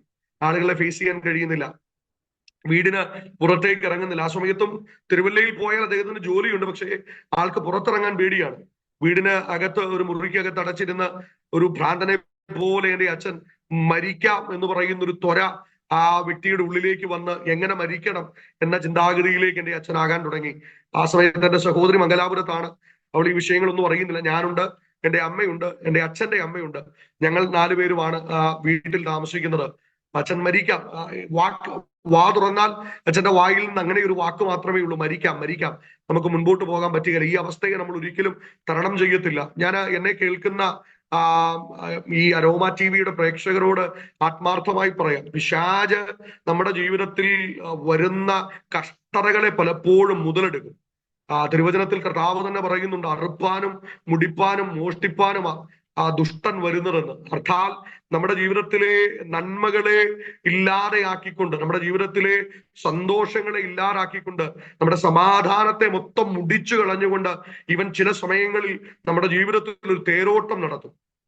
അത് നമ്മൾ എപ്പോഴും തിരിച്ചറിയണം. നമ്മുടെ ഹൃദയത്തിലേക്ക് ആത്മഹത്യയുടെ പ്രേരണയെ നൽകിക്കൊണ്ടാ ഇവൻ പലപ്പോഴും പ്രവർത്തിക്കുന്നത്. പലർക്കും അതിനെ അതിജീവിക്കാൻ കഴിയാതെ വരുമ്പോഴാ ആ കാര്യത്തിന് മുതിരുന്നത്. എന്നെ കേൾക്കുന്ന പ്രിയപ്പെട്ടവരെ, ഒരുപക്ഷെ ഇത് നിങ്ങൾ കേൾക്കുമ്പോൾ ഈ ഒരു അവസ്ഥയിൽ കൂടി ആയിരിക്കാം നിങ്ങൾ കടന്നു പോകുന്നത്.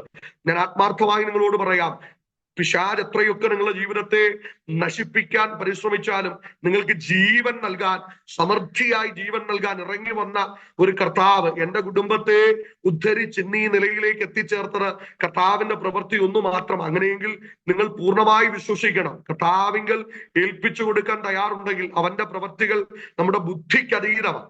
എങ്ങനെ അവൻ പ്രവർത്തിക്കുമെന്ന് നമുക്ക് ചിന്തിക്കാൻ പറ്റുകയില്ല. അപ്പൊ പിശാചിന്റെ ആ വലിയൊരു പ്രവൃത്തി ഞങ്ങളുടെ കുടുംബത്തെ ആകമാനം തകർത്തു കളഞ്ഞു. എന്ത് ചെയ്യണമെന്ന് അറിയത്തില്ല.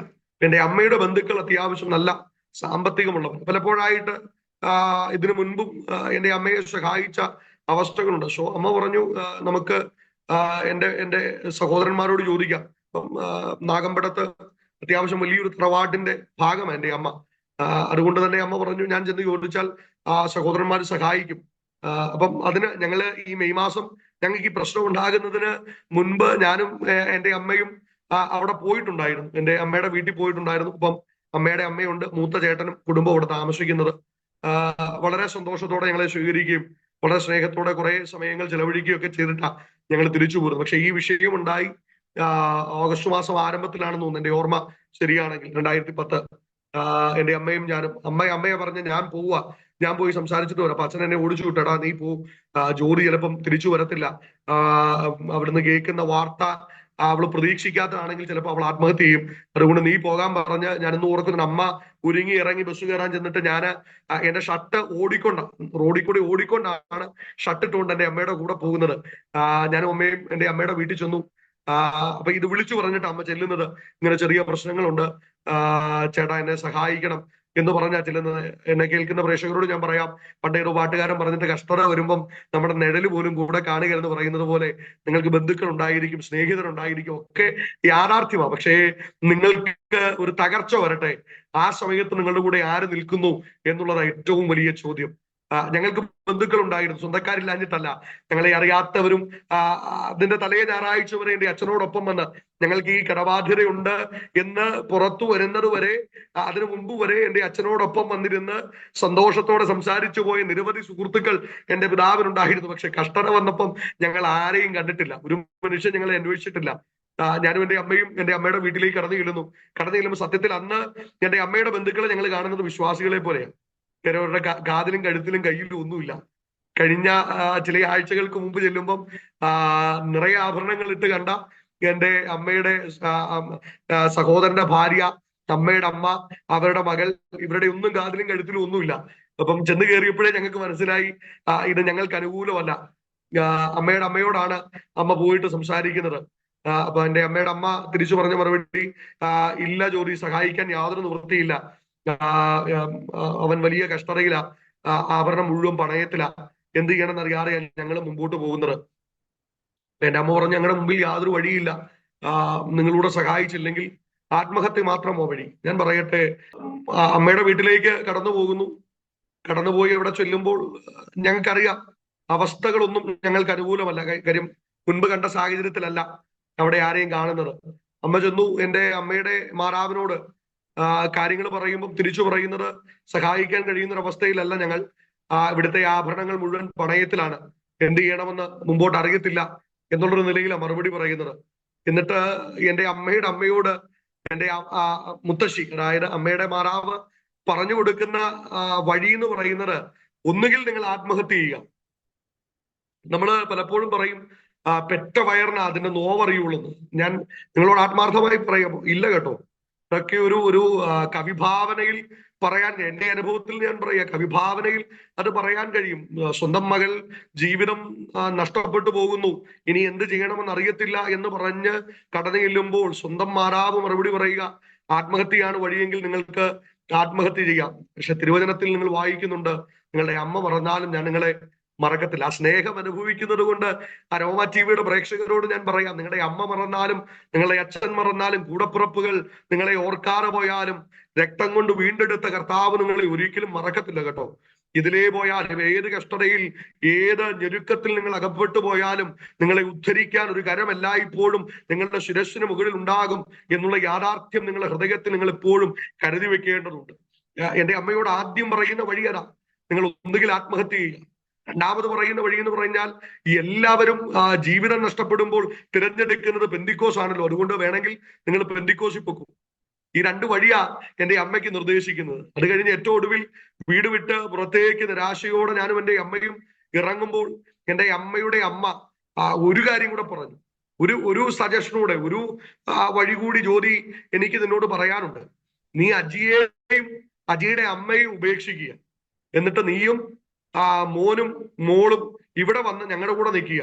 അജിയെയും അജിയുടെ അമ്മയും നോക്കാൻ ഞങ്ങൾക്ക് നിവൃത്തിയില്ല എന്ന് പറഞ്ഞ് ഇറക്കി വിടുമ്പം, അതായത് ഞാന് അമ്മയുടെ അമ്മ പറഞ്ഞ കാര്യം എന്ന് പറയുന്നത്, ചേച്ചിയെ എന്തായാലും നഴ്സിങ്ങിന് വിട്ടു, അവളെ എങ്ങനെയെങ്കിലും പഠിപ്പിക്കാം, ഞാന് എന്തെങ്കിലും ഒരു ജോലിക്ക്, സാധാരണ ജോലിക്ക് പോവുക, മുമ്പോട്ട് പഠിപ്പിക്കാൻ നിവൃത്തിയില്ല. ഞാൻ അത്യാവശ്യം നല്ലപോലെ പഠിക്കാൻ അധികം താല്പര്യമുള്ള ഒരു വ്യക്തിയായിരുന്നു. എന്റെ ഏറ്റവും വലിയൊരു ആഗ്രഹം നല്ലൊരു ജോലി, നല്ലൊരു പൊസിഷനിലേക്ക് എത്തുക എന്നുള്ളതായിരുന്നു. അപ്പം ഇത് കേട്ടപ്പം ഞാൻ എന്റെ അമ്മയോട് മറുപടി പറഞ്ഞത്, എന്റെ അച്ഛനെയും എന്റെ അമ്മുമ്മയും കളഞ്ഞിട്ട് ഞങ്ങൾക്കൊരു ജീവിതമില്ല, അവരെ വഴിയിൽ ഉപേക്ഷിച്ചിട്ട് ഞങ്ങളെ മാത്രം നോക്കി നിങ്ങളുടെ കൂടെ വരാൻ എന്തായാലും താല്പര്യമില്ല എന്ന് പറഞ്ഞ് ഞാനും എന്റെ അമ്മയും അവിടുന്ന് കരഞ്ഞുകൊണ്ട് എന്റെ അമ്മയുടെ ഭവനത്തിൽ ഇറങ്ങിപ്പോരുന്നു. തിരിച്ച് വീട്ടിലേക്ക് വരുമ്പോൾ അച്ഛൻ വലിയ പ്രതീക്ഷയോടിരിക്കുകയാണ്, അവരെ സഹായിക്കുമെന്നുള്ളത്. പക്ഷേ തിരിച്ചു വന്ന് അമ്മ പറഞ്ഞില്ല, അവരെ സഹായിക്കത്തില്ല, നമ്മൾ വേറെ എന്തെങ്കിലും വഴി നോക്കണം.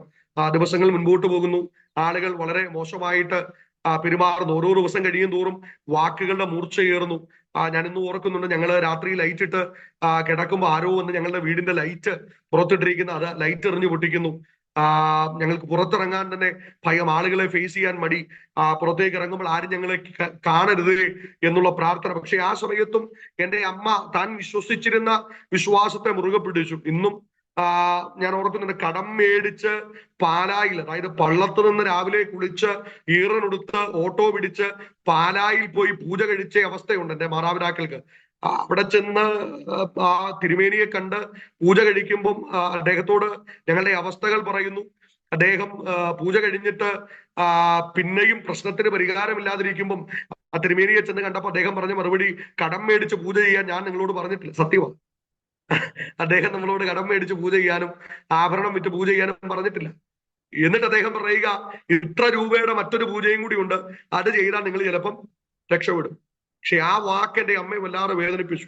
എന്റെ അമ്മ പറഞ്ഞു, ഇത്രത്തോളം ഞാൻ വിശ്വസിച്ച വിശ്വാസത്തിന് വേണ്ടി വില കൊടുത്ത് നിന്നിട്ടും എനിക്ക് അവിടുന്ന് ഒരു സഹായം കിട്ടുന്നില്ലെങ്കിൽ ഇനി എനിക്ക് ഒരു ദൈവങ്ങളും വേണ്ട, ഞാൻ ഇനി ഒരു ദൈവത്തിന്റെ പിന്നാലെയും പോകുന്നില്ല എന്ന് പറഞ്ഞ ആ വിശ്വാസത്തെ മുഴുവൻ എന്റെ മാതാവ് അന്ന് വെറുക്കാൻ തുടങ്ങി. അവർ മടങ്ങി വരുമ്പം ആ പ്രതീക്ഷകൾ മുഴുവൻ അസ്തമിച്ചവരായിട്ടാ കടന്നു വരുന്നത്. പിന്നെ എന്റെ മാതാപിതാക്കൾ പോകുന്നത് പത്തനാപുരത്ത് ഗാന്ധി ഭവൻ എന്ന് പറയുന്ന ഒരു സ്ഥാപനമുണ്ട്.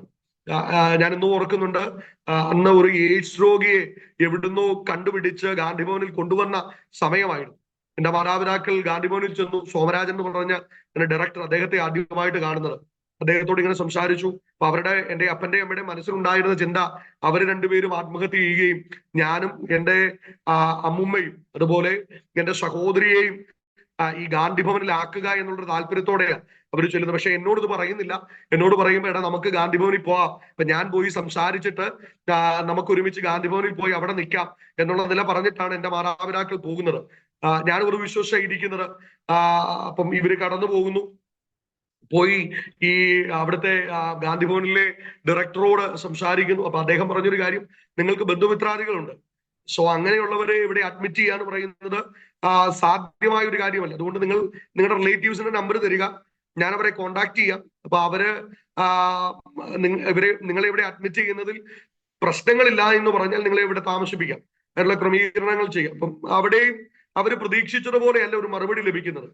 സോ അവിടുന്ന് പോരുമ്പം ഈ ഗാന്ധി ഭവന്റെ ഡയറക്ടർ, അവിടെ ഒരു അച്ഛൻ, കൗൺസിലിംഗ് ഒരു പള്ളിയിലച്ഛനുണ്ട്, അദ്ദേഹത്തെ വിളിച്ചിട്ട് പറഞ്ഞു, ഇവരെ ഇങ്ങനെ തിരിച്ചു വിട്ടാൽ ചിലപ്പോൾ ഇവർ വീട്ടിൽ ചെല്ലത്തില്ല, അതുകൊണ്ട് അച്ഛൻ എന്ത് ചെയ്യുക, ഇവരെ വിളിച്ചൊരു കൗൺസിലിംഗ് കൊടുത്തിട്ട് മടക്കി വിടുക. അപ്പം ഈ കൗൺസിലിംഗ് കൊടുക്കാൻ വിളിക്കുമ്പം ഈ പള്ളിയിലച്ഛൻ ആദ്യം ഒരാളെ, പിന്നെ മറ്റൊരാളെ, പിന്നെ രണ്ടുപേരെയും ഒരുമിച്ച് ഈ നിലയിലുള്ളത്. അപ്പം വിളിച്ചിരുത്തിയിട്ട് ഈ അച്ഛൻ കൊടുക്കുന്ന കൗൺസിലിംഗ് എന്ന് പറഞ്ഞാൽ നിങ്ങളുടെ മുൻപിൽ ഒരു വാതിൽ തുറക്കുന്നുണ്ട്. ആ വാതിൽ ഏതാണെന്ന് പറഞ്ഞു തരാൻ എനിക്കറിയത്തില്ല. പക്ഷെ ആ തുറക്കുന്ന വാതിൽ നിങ്ങൾ മുറുകെ പിടിച്ചു, ആ വാതിൽ നിങ്ങളുടെ ജീവിതത്തെ മാറ്റും. ഇതാ ഈ അച്ഛൻ പറയുന്നത്. അപ്പം എന്റെ പിതാവും മാതാവും ഇപ്പോഴും പറയുന്ന ഒരു കാര്യമുണ്ട്. സത്യത്തിൽ പള്ളിയിലച്ഛൻ എന്ന് കൗൺസിലിംഗ് കൊടുക്കും പുള്ളിയെ പിടിച്ചൊരു അടി കൊടുക്കാനായിട്ട് തോന്നുന്നു. കാര്യം നമ്മൾ സകലതും തകർന്നിരിക്കുക. ഈ മനുഷ്യൻ പറയുന്നത് നിങ്ങളുടെ മക്കള് വിദേശത്ത് പോകുന്നു, ഇഷ്ടം പോലെ കാശുണ്ടാകുന്നു, നിങ്ങൾ പുതിയ വീട് വെക്കുന്നു, നിങ്ങളുടെ അവസ്ഥ മുഴുവൻ മാറുന്ന ഒരു രംഗമുണ്ട്. നിങ്ങളിത് അതായത് ഒരു നേരത്തെ ആഹാരം കഴിക്കാൻ ഞങ്ങൾക്ക് ആ നേരം വകയില്ല. എന്നെ കാണുന്ന പ്രേക്ഷകരോട് ഞാൻ ആത്മാർത്ഥമായി പറയാം, ഒരാഴ്ച വീട്ടിൽ വിഷം മേടിച്ചു വെച്ചിട്ട് ആഹാരം കഴിക്കാൻ നിവൃത്തിയില്ലാത്തൊരവസ്ഥയിലാണ് ഞങ്ങൾ മുൻപോട്ട് പോകുന്നത്. ഞാൻ ആ സമയത്ത് സ്കൂളിൽ പോകുന്നുണ്ട്. പൈപ്പ് വെള്ളം കുടിച്ച് ഞാൻ ദിവസങ്ങൾ മുൻപോട്ട് പോയിട്ടുണ്ട്. എന്റെ സുഹൃത്തുക്കളുടെ അടുക്ക ചെല്ലുമ്പോൾ എനിക്കിത് പറയാൻ പറ്റത്തില്ല. എന്റെ കുടുംബം ഇങ്ങനെ കടന്നു പോകുന്നു. പലരും എന്നോട് ചോദിക്കും, എന്തുകൊണ്ടാ ഏട്ടാ നീ കഴിക്കാൻ ആഹാരം കൊണ്ടുവരാത്ത? ഞാൻ എന്റെ കൂട്ടുകാർ കഴിക്കുമ്പോൾ ഞാൻ നോക്കിയിരുന്ന് അവരെ കഴിക്കാൻ വിളിക്കും. പക്ഷേ എന്റെ അപ്പനും അമ്മയും വീട്ടിൽ പട്ടിണിയാണ്, അതുകൊണ്ട് എനിക്ക് കഴിക്കാൻ തോന്നത്തില്ല. അപ്പൊ ഇവർ ചോദിക്കും നീ എന്തുകൊണ്ട്? അപ്പൊ ഞാൻ പറയും എന്റെ വീട്ടിൽ എന്റെ അച്ഛനും അമ്മയ്ക്കും ചിക്കൻ ബോക്സാണ്. ഞാൻ എന്റെ ബന്ധു വീട്ടിൽ നിന്നാണ് വരുന്നത്. അവർക്ക് എനിക്ക് ഭക്ഷണം ഉണ്ടാക്കി തരാനൊന്നും നിവൃത്തിയില്ല, അതുകൊണ്ടാണ് ഞാൻ ഫുഡില്ലാതെ വരുന്നതെന്ന് പറയും. ഞാന് ഇങ്ങനെ നടക്കുമ്പോൾ എന്റെ അമ്മ എന്നോട് ചോദിച്ചിട്ടുണ്ടാ, നീ ഇങ്ങനെ നടന്നാൽ നിനക്ക് വിശക്കത്തില്ലേ? ഞാൻ അന്ന് പറഞ്ഞ ഒരു വാക്യമുണ്ട്, മനുഷ്യൻ അപ്പം കൊണ്ട് മാത്രമല്ല ദൈവത്തിന്റെ വായിൽ നിന്ന് വരുന്ന സകല വചനം കൊണ്ടും ജീവിക്കുന്നു. പക്ഷെ ആ വാക്യം അത് വാക്യമാണെന്ന് പോലും എനിക്ക് അറിയത്തില്ലായിരുന്നു. അതാ യാഥാർത്ഥ്യം. എന്നെ കേൾക്കുന്ന പ്രേക്ഷകരോട്, കർത്താവിന്റെ ദാസരോട് ഞാൻ പറയും, അതിന് വാക്യമാണെന്ന്. കാര്യം ഞാൻ ബൈബിൾ അങ്ങനെ വായിച്ചിട്ടുള്ള വ്യക്തിയല്ല. എനിക്കറിയാവുന്നത് ബൈബിളിലെ കുറെ കഥകൾ, അതല്ലാതെ എനിക്ക് മറ്റൊരു കാര്യം അറിയത്തില്ല. അപ്പൊ ഞാനിത് എന്റെ അമ്മയോട് പറഞ്ഞ് ഞാനത് വാക്യമാണെന്ന് അറിയുന്നത് വിശ്വാസത്തിൽ പൂർണ്ണമായി വന്നതിന് ശേഷമാ വേദപുസ്തകത്തിൽ ഇങ്ങനെ ഒരു വാക്യം ഉണ്ടെന്ന് അറിയുന്നത്. അപ്പൊ എന്റെ അമ്മ പറയും, നിനക്ക് എന്തോ ഭ്രാന്താ, നീ പറയുന്നതൊക്കെ ഭ്രാന്തിന്റെ ലക്ഷണമാ എന്നോട് പറയുമായിരുന്നു. അങ്ങനെ ഗാന്ധി ഭവനിൽ ഈ അച്ഛനോട് സംസാരിച്ചിട്ട് മടങ്ങി വരുമ്പം എന്റെ അച്ഛൻ ഇടയ്ക്ക് വെച്ചെന്നെ വിളിക്കുന്നു. അപ്പം ഓഗസ്റ്റ് മാസം 10-ാം തീയതി ലാസ്റ്റ് ഡേറ്റ് പറഞ്ഞിരിക്കുക. എന്റെ ഓർമ്മ ശരിയാണെങ്കിൽ 9-ാം തീയതിയാണ് ഇവര് ഗാന്ധി ഭവനിലേക്ക് പോകുന്നത്. തിരിച്ചു വരുമ്പം എന്നോട് ചോദിക്കുന്നുണ്ട്, ആരെങ്കിലും വന്നോ, ആരെങ്കിലും ഇത് അന്വേഷിച്ചു വന്നിട്ടുണ്ടോ? അപ്പൊ ഞാൻ പറഞ്ഞു ഇതുവരെ ആരും വന്നിട്ടില്ല. അപ്പം എല്ലാവരുടെയും പ്രതീക്ഷ എന്റെ അമ്മയുടെ ബന്ധുക്കൾ സഹായിക്കും, ഞങ്ങളുടെ കടം മാറും എന്നുള്ള പ്രതീക്ഷ എല്ലാവർക്കും ഉണ്ട്. അതായത് ഞങ്ങൾക്ക് പണം തന്ന എല്ലാവർക്കും പ്രതീക്ഷയുണ്ട്. പക്ഷേ ഞങ്ങൾക്കറിയാം പ്രതീക്ഷ മുഴുവൻ അസ്തമിച്ചു. ഇനി ഒന്നുമില്ല, ഇനി മരണം മാത്രമാണ്. ഞങ്ങള് വാടകയ്ക്ക് താമസിക്കുന്ന വീടെന്ന് പറയുന്നത് ഒരു പ്രത്യേകതരം വീടാണ്. അപ്പൊ ഞാനതിന്റെ ഹോളിൽ കിടക്കുന്നത്. ഞാൻ രാത്രി പലപ്പോഴും കണ്ടിട്ടുണ്ട്, എന്റെ അമ്മ ആദ്യം വീട് തുറന്നിറങ്ങിപ്പോകും. രാത്രിയിൽ ഈ സൂപ്പർ ഫാസ്റ്റ് വളരെ വേഗത്തിലാണ് MC റോഡ് വഴി പോകുന്നത്. അതിന്റെ മുമ്പിൽ ചാടാനാ പോകുന്നത്. അച്ഛൻ പുറകെ ഇറങ്ങിപ്പോയി അമ്മയെ പിടിക്കും. രാത്രി മുഴുവൻ ഈ വീടിന്റെ ഫ്രണ്ടിൽ ഒരു പേരയുണ്ട്.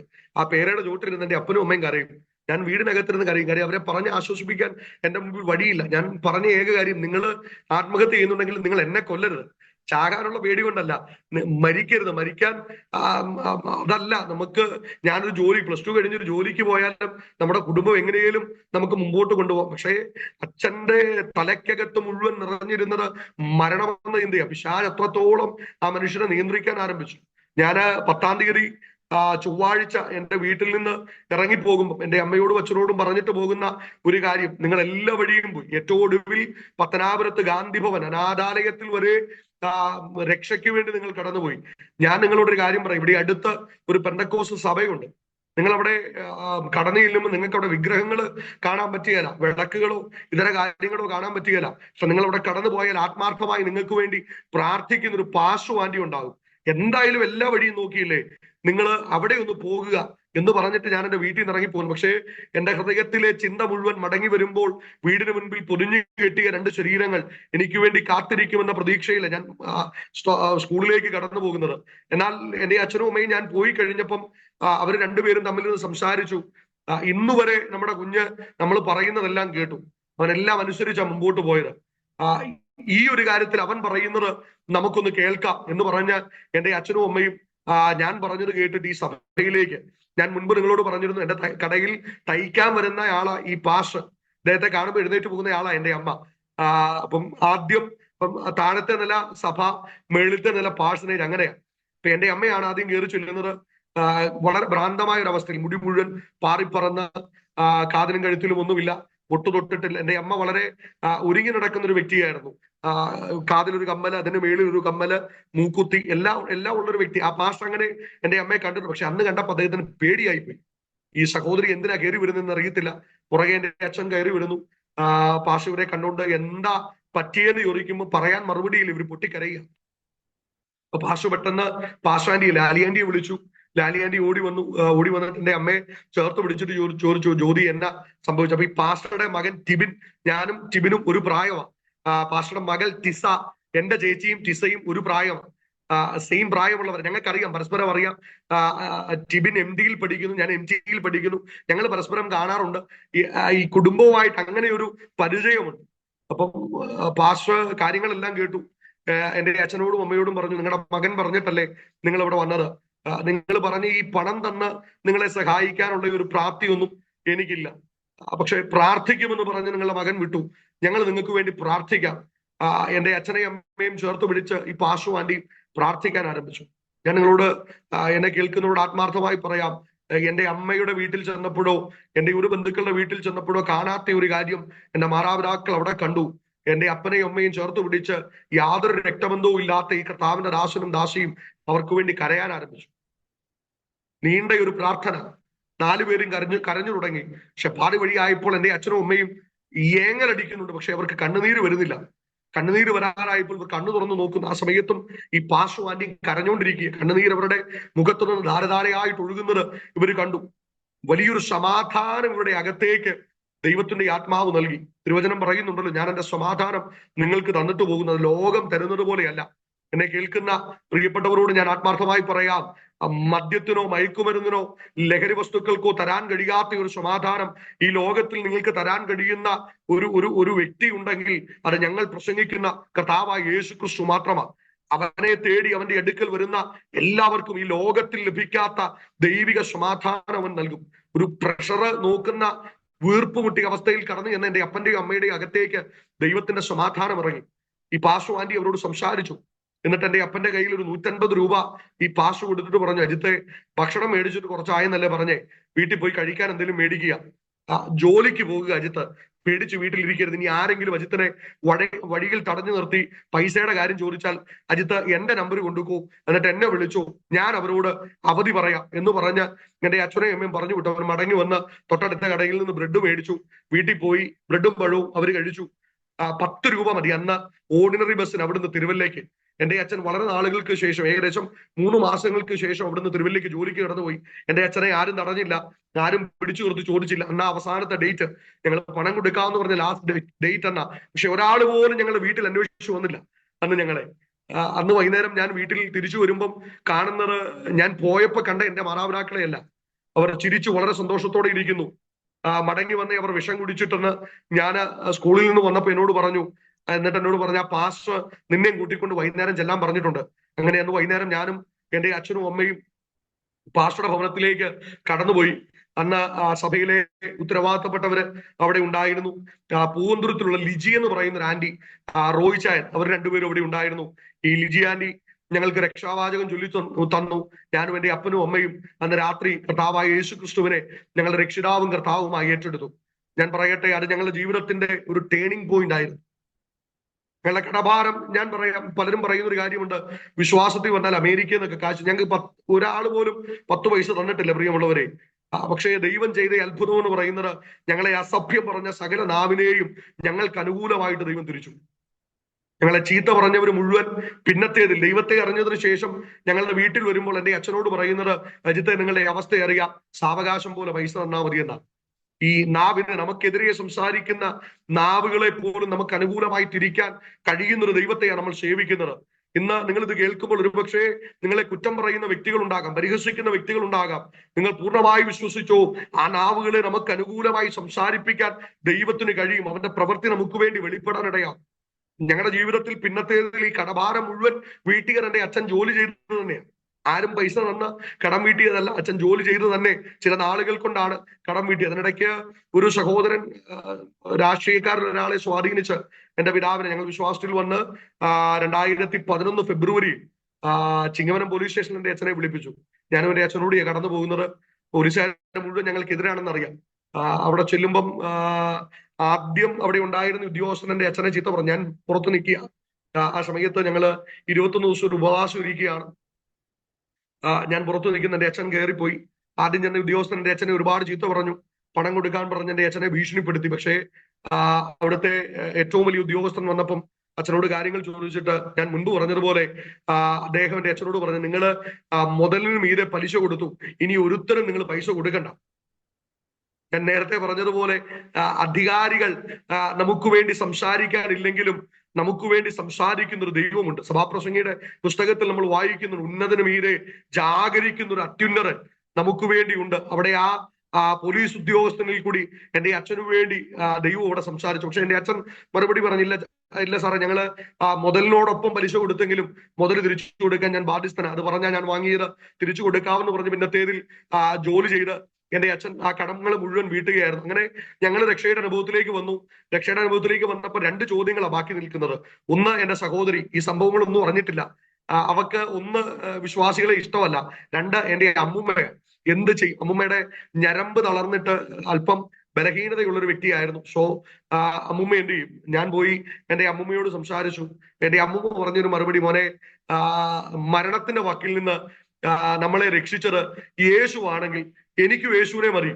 എന്റെ കുഞ്ഞുങ്ങൾ മരിക്കാതിരിക്കാൻ കാരണമാണെങ്കിൽ എനിക്കിനി വേറൊരു ദൈവം വേണ്ട, എന്റെ യേശു മതി എന്ന് പറഞ്ഞ് എന്റെ അമ്മുമ്മ രക്ഷിക്കപ്പെടാനിടയായി. പിന്നീട് എന്റെ സഹോദരി അവധിക്കാ വരുന്നത്. അവള് വരുമ്പം എന്റെ അമ്മയും അച്ഛനും ഞാനും പ്രാർത്ഥനയ്ക്ക് പോവുക. അവള് വീട്ടിൽ വന്നിട്ട് പറഞ്ഞു, ഇവൻ നിങ്ങളെ വശീകരിച്ച് പെന്തിക്കോസിൽ കൊണ്ടുപോയതാ, അവള് ജന്മം ചെയ്താ സമ്മതിക്കുകയില്ല. പക്ഷെ അവൾ വന്നതിന് ശേഷം ഞാൻ പറയട്ടെ പാസ്റ്ററെ, ഞങ്ങൾക്ക് പട്ടിണി ഉണ്ടായിട്ടുണ്ട് മുൻപ്, പക്ഷെ ദൈവത്തെ അറിഞ്ഞിട്ട് പിന്നീട് ഒരിക്കൽ പോലും ഞങ്ങൾ ആഹാരമില്ലാതിരുന്നിട്ടില്ല. പക്ഷെ അവൾ വന്നതിന് ശേഷം ഒരിക്കൽ കൂടെ ഞങ്ങൾക്ക് പട്ടിണി ഉണ്ടായി. അന്ന് ട്രാക്ട് കൊടുക്കാൻ വന്ന ഞങ്ങളുടെ സഭയുടെ പാസ്റ്ററും സഭയുടെ പാസ്റ്ററിന്റെ ആന്റിയും ഒരു സഹോദരിയും ഞങ്ങളുടെ വീട്ടിൽ കഴിക്കാനൊന്നും ഇല്ലെന്നറിഞ്ഞ് അന്ന് അവരാ ഞങ്ങൾക്ക് ആഹാരത്തിന് കൊണ്ടുവരുന്നത്. അപ്പോഴാണ് അവൾ അറിയുന്നത് ഈ പറഞ്ഞതൊക്കെ സത്യമാണെന്ന്. അന്ന് അവളും രക്ഷിക്കപ്പെടാനിടയായി. പിന്നത്തേതിൽ അടുത്ത ദിവസങ്ങളിൽ ഞങ്ങള് സ്നാനപ്പെടുവാനും ഇടയായി. അങ്ങനെ കുടുംബമായി ഞങ്ങൾ രക്ഷയുടെ അനുഭവത്തിലേക്ക് കടന്നു വരാനിടയായി. അങ്ങനെയായിരുന്നു ഞങ്ങൾക്ക് ദൈവത്തെ അറിയാൻ പണ്ട് പ്രാർത്ഥിച്ച വ്യക്തികളുടെ, അല്ലെങ്കിൽ ഒരുപക്ഷെ ആ ദേശത്ത് കണ്ണുനീരോടെ പ്രാർത്ഥിച്ച ഒരു ദൈവദാസന്റെ കണ്ണുനീരായിരിക്കാം ആത്മഹത്യയുടെ വക്കിൽ നിന്ന് എന്നെയും എന്റെ കുടുംബത്തെയും ഈ രക്ഷയുടെ ഭാഗത്തേക്ക് കൊണ്ടുവന്നത്.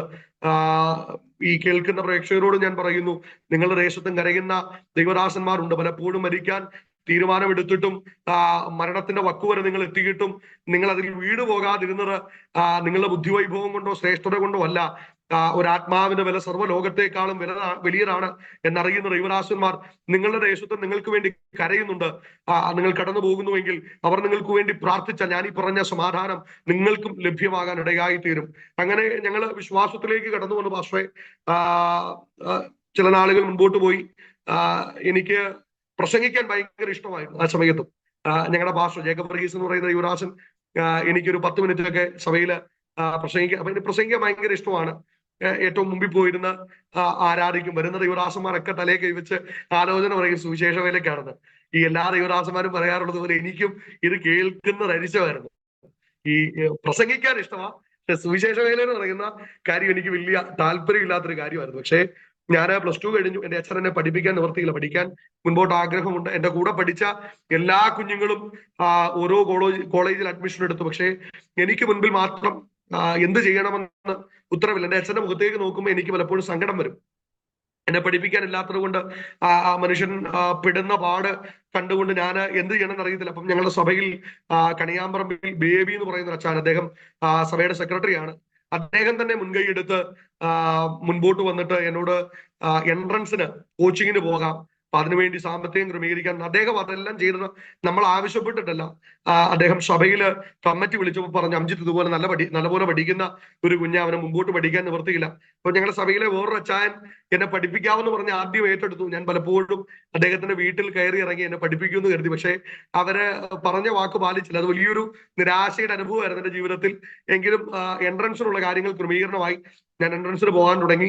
ക്ലാസ്സുകൾ തുടങ്ങി കുറച്ചു നാള് മുമ്പോട്ട് പോകുമ്പോഴാണ് ഞാൻ അറിയുന്നത് ഞങ്ങളുടെ സഭയിലെ തന്നെ ഒരു കുടുംബം ഇങ്ങനെ പറയാനിടയായി, നാണമില്ലേ അവർക്ക് ഈ കുഞ്ഞിനെ തെണ്ടി പഠിപ്പിക്കാൻ, ഇനിയെങ്കിലും അവർക്ക് ഈ തെണ്ടൽ നിർത്തിക്കൂടെ എന്ന് ഞങ്ങളുടെ സഭയിലെ ഒരു സഹോദരി പറഞ്ഞ വാർത്ത എന്റെ കാതുകളിലേക്ക് വന്നു. എന്നെ വല്ലാതെ വേദനിപ്പിച്ച ഒരു വിഷയമായിരുന്നു. ഞാൻ അന്ന് രാത്രിയിൽ ഉറങ്ങിയിട്ടില്ല. രാത്രിയിൽ കണ്ണുനീരോടെ എനിക്ക് ഞങ്ങള് വാടകയ്ക്ക് താമസിക്കുന്നത്. അപ്പം അന്ന് താമസിച്ച വീട്ടിൽ നിന്നൊക്കെ ഞങ്ങളെ ഇറക്കി വിട്ടു. മറ്റൊരു വീട് സമക്കാരായിട്ട് ഞങ്ങൾ കണ്ടെത്തി തന്നു. അവിടെയാണ് ഞാൻ താമസിക്കുന്നത്.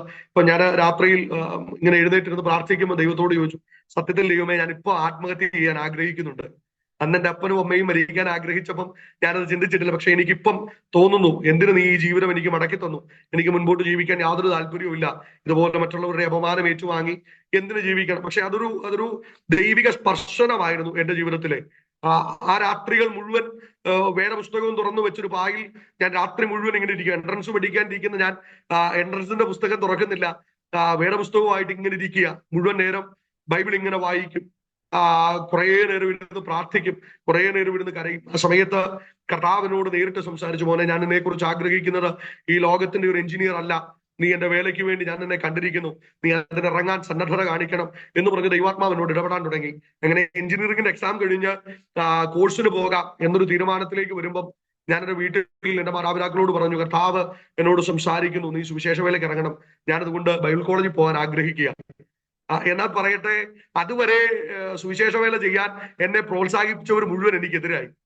എന്റെ അപ്പനും അമ്മയും എന്നോട് പറഞ്ഞു, എടാ, നീ സുവിശേഷയ്ക്ക് വേലയ്ക്ക് പോയാൽ ഒരു മാസക്ക് 10,000-5,000 രൂപ വരുമാനം കിട്ടും. അതുകൊണ്ട് നമ്മൾ എങ്ങനെ ജീവിക്കും, എങ്ങനെ മുൻപോട്ട് പോകും? അതുകൊണ്ട് നീ അതിന് പോകരുത്. എനിക്കറിയാവുന്ന പല ദൈവദാസന്മാരും എന്നോട് പറഞ്ഞു, അംജിത്തെ, ഈ തീരുമാനം തെറ്റാണ്. അംജിത്ത് ഏതെങ്കിലും ജോലിക്ക് പോയിട്ട് ജോലിയോടുകൂടെ സുവിശേഷ വേല ചെയ്യാതാ നല്ലത്. പക്ഷേ ദൈവാത്മാവ് എനിക്ക് തന്നെ ഒരു ചിന്ത എന്നോട് സംസാരിച്ചത്, ഞാൻ പഠിക്കാൻ പോയിട്ട് എനിക്ക് മാനസികമായ ഒരു വിഭ്രാന്തി വന്നാൽ എന്നെ കൊണ്ട് ആർക്കും പ്രയോജനമില്ല. ഞാൻ എന്റെ അപ്പനോടും അമ്മയോടും പറഞ്ഞു, നിങ്ങൾ എന്നെ എഞ്ചിനീയറിങ്ങിനോ മറ്റു കോഴ്സിനോ വിടുന്നുണ്ട്. ഞാൻ പോയിടത്ത് എനിക്ക് മാനസികമായിട്ടൊരു വിഭ്രാന്തി വന്നു, ഞാനൊരു വട്ടനായി തീർന്നു, നിങ്ങൾക്ക് എന്നെ കൊണ്ട് എന്ത് പ്രയോജനമുള്ളേ? അപ്പൊ അത് പറഞ്ഞപ്പം ഇവർക്ക് ആർക്കും മറുപടിയില്ല. ഞാൻ പറഞ്ഞു, എനിക്ക് എന്റെ ജീവിതം മടക്കി തന്ന ദൈവമാണ്. അവൻ എനിക്ക് കൊടുക്കാൻ കഴിയുന്നത് എന്റെ യൗവനം മാത്രമാണ്. അത് ഞാൻ കൊടുക്കുന്നില്ലെങ്കിൽ പിന്നെ ദൈവത്തിന് ഞാൻ എന്ത് കൊടുത്തിട്ട് എന്താ കാര്യം? എന്റെ അച്ഛൻ എല്ലാം കേട്ടിട്ട് ഒടുവിൽ പറഞ്ഞു, അവന്റെ ഇഷ്ടം അതാണെങ്കിൽ അവൻ ബൈബിൾ കോളേജിൽ പോട്ടെ. അങ്ങനെയാണ് ഞാൻ ബൈബിൾ കോളേജ് പഠനം തുടങ്ങുന്നത്. ഞാനൊരു 1.5 മാസം ലേറ്റ് ആയിട്ടാ ബൈബിൾ കോളേജിൽ ചെല്ലുന്നത്. അപ്പൊ ചെന്നപ്പോൾ എല്ലാവരും എന്നോട് പറഞ്ഞു, നിനക്ക് പഠിച്ചെടുക്കാൻ പറ്റുകയില്ല. പക്ഷേ ദൈവം എന്റെ കൂടെ ഉണ്ടായിരുന്നു. പക്ഷേ ഞാൻ BTC ചെയ്ത കോളേജിലും ഫസ്റ്റ് റാങ്കോടെ പാസ്സാകാൻ ദൈവം എന്നെ സഹായിച്ചു. MDV ചെയ്ത കോളേജിലും ഏറ്റവും ഉന്നതമായ മാർക്കോടെ പാസ്സാകാൻ ദൈവം സഹായിച്ചു. ഒരിടത്തും തല കുനിയാൻ ദൈവം അനുവദിച്ചിട്ടില്ല. ചെന്ന ഇടങ്ങളിലൊക്കെ കർത്താവിന്റെ വചനവുമായിട്ട് ഇറങ്ങിയതുകൊണ്ട് ദൈവം എന്നെ പ്രയോജനപ്പെടുത്തി. ആ സമയത്തും പുറത്ത് മീറ്റിങ്ങുകൾക്ക് പോകാനിടയായി. എന്റെ കൂട്ടുകാരറിഞ്ഞവരൊക്കെ, സ്കൂളിൽ പഠിച്ചവർ എന്നെ വിളിച്ചിട്ട് കളിയാക്കിയവർ ഒരുപാട് പേരുണ്ട്. എന്നോട് പറഞ്ഞു, നിന്നെ പോലെ ഒരു മണ്ടൻ മറ്റാരുമില്ല അംജിത്ത് എന്ന് പറഞ്ഞ് കളിയാക്കിയവരുണ്ട്. പക്ഷേ ആ സമയത്തും ദൈവാത്മാവ് എന്നോട് സംസാരിച്ചുകൊണ്ടിരുന്നു, തീരുമാനങ്ങൾ തെറ്റല്ല, ദൈവം വിളിച്ചതാണ് എന്നുള്ള ആ ഒരു ഉറപ്പ് ദൈവം എനിക്ക് തന്നു. അങ്ങനെ MDU കഴിഞ്ഞ് തിരുവല്ലയിൽ ഒലിവ് തിയോളജിക്കൽ ഇൻസ്റ്റിറ്റ്യൂഷൻ എന്ന് പറയുന്ന ബൈബിൾ കോളേജിൽ അധ്യാപകനായിട്ട് ജോലിക്ക് കയറി. അതേ സമയം തന്നെ ആ സമയത്ത് ഞാൻ ഉപവാസത്തിലും പ്രാർത്ഥനയിലുമായിരുന്നു. ദൈവം അടുത്ത ഒരു സ്റ്റെപ്പ് എനിക്ക് മുമ്പിൽ തുറക്കണം എന്ന്. അപ്പം ഈ പഠിപ്പിക്കുക എന്നുള്ളത് എന്റെ ഏറ്റവും വലിയ സ്വപ്നമാണ്. എനിക്കിപ്പോഴും ഏറ്റവും ഇഷ്ടമുള്ളൊരു കാര്യം അധ്യാപനം എന്ന് പറയുന്ന ആ ഒരു കാര്യമാണ്. അപ്പം അങ്ങനെ പ്രാർത്ഥിച്ചാണ് ഞാൻ ആ കോളേജിൽ കയറുന്നത്. അപ്പൊ അവിടുത്തെ അലുമിനി കോർഡിനേറ്റർ ആയിട്ടും BTH ഡിപ്ലോമ തുടങ്ങിയ കോഴ്സുകളിൽ പഠിപ്പിക്കാൻ ഒരു അവസരം ദൈവം തന്നു. അതേ സമയത്ത് മൂലയിടത്ത് ഇന്ത്യ പെന്തക്കോസ്ത് ദൈവസഭയുടെ ഒരു ചർച്ചിൽ അസിസ്റ്റന്റ് ആയിട്ടും ഞാൻ ജോയിൻ ചെയ്തു. ഒരേ സമയമാണ് ഇത് രണ്ടും സംഭവിക്കുന്നത്. 2017 ഞാൻ വിവാഹിതനാകുന്നു. തിരുവനന്തപുരം കാരിയാണ് എന്റെ ഭാര്യ കിരണ്യ എന്ന അവളുടെ പേര്. ഞങ്ങൾ വിവാഹിതരായി. ഞങ്ങൾ ഒരുമിച്ച് ഞാൻ ജോലി ചെയ്യുന്ന ബൈബിൾ കോളേജിൽ തന്നെ അവൾ ലൈബ്രറിയനായിട്ട് അവക്കും പിന്നീട് അവസരം ലഭിച്ചു. പക്ഷെ ആ ഒരു വർഷം അവിടെ ഞങ്ങൾ ജോലി ചെയ്യുന്ന സമയത്ത് ദൈവത്തിന്റെ ആത്മാവ് തുറമാനം എന്നോട് സംസാരിച്ചുകൊണ്ടിരുന്നു, ഇതല്ല ഞാൻ നിന്നെ കുറിച്ച് കണ്ടിരിക്കുന്ന ഉദ്ദേശം, ഇതല്ല. അപ്പം എന്നോട് ദൈവം പറയുന്നത്, നിന്റെ ആഗ്രഹത്തിന് ഞാൻ നിനക്ക് 1 വർഷം തന്നു, ആ 1 വർഷം നീ സന്തോഷത്തോടെ അത് ചെയ്തു. പക്ഷെ അത് കഴിയുമ്പം ഞാൻ പറയുന്നത് കേൾക്കണം. അപ്പം ഞങ്ങൾക്ക് വല്ലാത്ത കാര്യം പറഞ്ഞാൽ ശമ്പളമുണ്ട്, വളരെ സന്തോഷമായ ഒരു ജീവിതം. രാവിലെ മുതൽ വൈകുന്നേരം വരെ പഠിപ്പിക്കുന്നു. വൈകുന്നേരം ഞാനും വൈഫും ഫ്രീ ആകുന്നു. എവിടെയെങ്കിലും പോകണമെങ്കിൽ ഞങ്ങളുടെ കൂടെ ജോലി ചെയ്യുന്ന കുഞ്ഞുങ്ങളുണ്ട്. ഞങ്ങൾ ഒരുമിച്ച് എവിടെയെങ്കിലും പുറത്ത് വൈകുന്നേരം പോകുന്നു, തിരിച്ചു വരുന്നു. വളരെ സന്തോഷകരം. പക്ഷെങ്കിൽ മനസ്സിനകത്തൊരു അസംതൃപ്തി എപ്പോഴും നിലനിൽക്കുക, ഒരു പൂർണ്ണതയില്ല. ഞങ്ങൾ രണ്ടുപേരും അന്യോന്യം പറയുന്ന ഒരു കാര്യം, ഒരു പൂർണ്ണതയില്ല. നമ്മൾ ചെയ്യുന്ന ഇതിനകത്ത് നമുക്കൊരു പൂർണ്ണത അനുഭവിക്കാൻ കഴിയുന്നില്ല. അങ്ങനെ 2017 കഴിഞ്ഞ് 18 പ്രവേശിക്കുമ്പോൾ ഞാൻ റെസിഗ്നേഷൻ കോളേജിൽ കൊടുക്കുന്നു. അപ്പം എന്നോട് പോകരുത് എന്ന് കോളേജിൽ നിന്ന് ആവശ്യപ്പെട്ടെങ്കിലും ഞാൻ ഫൈനൽ അതിനകത്തൊരു ചിന്തയില്ല, ഫൈനൽ തീരുമാനിച്ചിരിക്കുക പോകുക എന്നുള്ളത്. അപ്പൊ വീട്ടിലും പറഞ്ഞു, എടാ ജോലി രാജിവെക്കരുത്, നീ ജോലിയിൽ തുടരാൻ പറഞ്ഞെങ്കിലും എന്റെ മനസ്സിൽ മറ്റൊരു തലമാ ദൈവാത്മാവ് വെളിപ്പെടുന്നത്. അപ്പൊ എന്റെ ചിന്ത, ഈ ജോലി ചെയ്യുമ്പോഴും എനിക്ക് മീറ്റിങ്ങുകൾ ഇടയ്ക്ക് കിട്ടാറുണ്ട്. അപ്പൊ പ്രതീക്ഷ മുഴുവൻ ഈ ജോലി വിട്ടിറങ്ങിയാൽ മീറ്റിങ്ങുകൾ, അവസരങ്ങൾ ദൈവം പൊതു ശുശ്രൂഷകൾക്ക് തരും, അപ്പൊ ബുദ്ധിമുട്ടുകളില്ല എന്നുള്ളൊരു ചിന്തയിലാണ് ജോലി വിടുന്നത്. പക്ഷെ പറയട്ടെ പക്ഷേ, ഞാൻ ജോലി വിട്ട് ഒരു വർഷം വീടിനകത്ത് അടഞ്ഞിരുന്ന ഈ ഒരു സമയം കർത്താവ് മൂർച്ചയുള്ള ആയുധമാക്കി പൂണിയിൽ സൂക്ഷിക്കുമെന്ന് യെശയ്യാവ് പറയുന്നൊരു വാക്യമുണ്ട്. അത് പഠിക്കുന്ന ഒരു സമയമാണ്. ശരിക്ക് ഭാരപ്പെട്ടു. വീടിന് പുറത്തു പോകുന്നില്ല. വീട്ടിലേക്ക് ഞാനും ഭാര്യയും ഒരുമിച്ച് വീട്ടിൽ താമസിക്കുമ്പോൾ വീട്ടിലേക്ക് എനിക്കൊന്നും കൊടുക്കാൻ കഴിയുന്നില്ല. വല്ലാത്ത ഒരു നിരാശയുടെ അവസ്ഥയിലേക്ക് ഞാൻ കടന്നുപോയി. ഒരു വർഷം വല്ലാത്ത ഞെരുക്കം, എന്ത് ചെയ്യണമെന്ന് അറിയത്തില്ലാതിരിക്കുന്നു. ആ സമയത്ത് ഞാൻ അസിസ്റ്റ് ചെയ്യുന്ന സഭയിൽ ചിലർ നിർദ്ദേശിച്ചതുപോലെ ഞാൻ കുമ്പനാട് PGക്ക് പോകുന്നു. അവിടെയും ദൈവം എന്നെ മാനിച്ചു. നല്ലപോലെ പഠിക്കാൻ ഏറ്റവും ഉയർന്ന മാർക്കോടെ സെമ്മിലെ ഏറ്റവും ഉയർന്ന മാർക്കോടെ പാസ്സാകാനൊക്കെ ദൈവത്തിന്റെ ആത്മാവ് കൃപ നൽകി. എന്നിരുന്നാൽ പോലും ഈ പറഞ്ഞതുപോലെ എനിക്ക് മീറ്റിങ്ങുകൾ ലഭിക്കുന്നില്ല, അവസരങ്ങളില്ല, എന്ത് ചെയ്യണമെന്ന് അറിയത്തില്ല. സാമ്പത്തികമായ ഞെരുക്കങ്ങൾ, വീട്ടുകാർക്ക് ഞാനൊരു ബാധ്യതയായി തീരുന്നു എന്നുള്ളൊരു തോന്നൽ എന്റെ അകത്ത് വല്ലാതെ ഭാരമാകാൻ തുടങ്ങി. മിക്ക ദിവസങ്ങൾ ഉപവാസത്തിൽ തന്നെ ഇരിക്കാൻ തുടങ്ങി. എനിക്ക് തോന്നി ദൈവം എന്താ ചെയ്യാൻ ഉദ്ദേശിക്കുന്നതെന്ന് എനിക്ക് മനസ്സിലാകുന്നില്ല. ഞാനൊന്നും ഓർക്കുന്നുണ്ട്, ഞങ്ങൾ അസിസ്റ്റ് ചെയ്യുന്ന സഭയിൽ ഒരു VBS വെച്ചു. എന്റെ വൈഫ് VBS പഠിപ്പിക്കാൻ പോകുന്ന ഒരാളാണ്. എക്സൽ VBSുമായിട്ട് ബന്ധപ്പെട്ട് ദീർഘവർഷങ്ങൾ, എന്റെ വിവാഹത്തിന് മുൻപ് തന്നെ പുള്ളിക്കാരി അതിനകത്ത് ആക്റ്റീവായിട്ട് വർക്ക് ചെയ്തുകൊണ്ടിരുന്ന ഒരാളാണ്. വിവാഹം കഴിഞ്ഞു കഴിഞ്ഞാണ് പുള്ളിക്കാരി ഇച്ചിരി പുറകോട്ട് വന്നത്. കാര്യം എന്റെ കൂടെ ആയപ്പോൾ എന്റെ കൂടെ എല്ലായിടത്തും വരണം പോകണം എന്നുള്ളത് കൊണ്ട് പുള്ളിക്കാരിയുടെ ആ താല്പര്യം എനിക്ക് വേണ്ടി പുള്ളിക്കാരി വേണ്ടെന്ന് വെച്ചു. അപ്പം ഞങ്ങൾ അസിസ്റ്റ് ചെയ്ത സഭയിൽ അവളുടെ താല്പര്യപ്രകാരം ഒരു VBS ക്രമീകരിച്ചു. അപ്പൊ എന്റെ പൂർണ്ണമായ വിശ്വാസം VBS കഴിയുമ്പോൾ അവളും മറ്റൊരാളുകൂടിയെ പഠിപ്പിക്കുന്ന, അപ്പൊ അവൾക്ക് എന്തെങ്കിലും പൈസ കൊടുക്കും എന്നൊരു പ്രതീക്ഷയുണ്ട്. കാര്യം ഞങ്ങൾ ഈ എല്ലാ ദിവസവും പോയിട്ട് വരണം, ഞങ്ങൾക്ക് വണ്ടിക്കൂലിയില്ല, പെട്രോൾ അടിക്കാൻ പോലും പൈസ ഇല്ലാത്തത് കൊണ്ട് പലയിടത്തുനിന്നും ഞങ്ങൾ ബൈക്ക് ഉന്തിക്കൊണ്ട് പോയ സമയമുണ്ട്. അപ്പൊ എല്ലാ പ്രതീക്ഷയും തീരുന്ന സമയം ഞങ്ങൾക്ക് എന്തെങ്കിലും ഒരു പൈസ തരും. പക്ഷേ അവര് തന്നില്ല. കാര്യം അവര് ഓർത്തില്ലെന്നുള്ളതാണ് കാര്യം. അവിടുത്തെ സൺഡേ സ്കൂളിന്റെ ഹെഡ് മാസ്റ്റർ ഞാൻ സഹോദര തുല്യം സ്നേഹിക്കുന്ന ഒരു വ്യക്തിയാണ്. അദ്ദേഹം മനഃപൂർവ്വമല്ല, അദ്ദേഹം അത് ഓർത്തില്ല എന്നുള്ളതാണ് യാഥാർത്ഥ്യം. പക്ഷേ ആ ആഴ്ച സൺഡേ തിരിച്ചു പോകുമ്പോൾ എൻ്റെ കയ്യിൽ സത്യം പറഞ്ഞ സ്വത്രാഴ്ച ഇടാൻ പോലുള്ള പൈസയില്ല. വളരെ സങ്കടത്തോടെ ഞാനും വൈഫും തിരിച്ചു പോകുന്നു. ദൈവത്തിന്റെ ഒരു അത്ഭുതം പറയാൻ വേണ്ടിയാ ഞാനിത് പെട്ടെന്നൊന്ന് പറഞ്ഞത്. അതിന്റെ അപ്പം ആ സമയത്ത് നമുക്ക് വേറെ VBS ഉണ്ട്, അവസരമുണ്ട്, എന്നിട്ടും ഇവിടെ നിന്നതാണ്. അപ്പം VBSന് പോയാൽ എനിക്ക് വേറെ വരുമാനമൊന്നുമില്ല.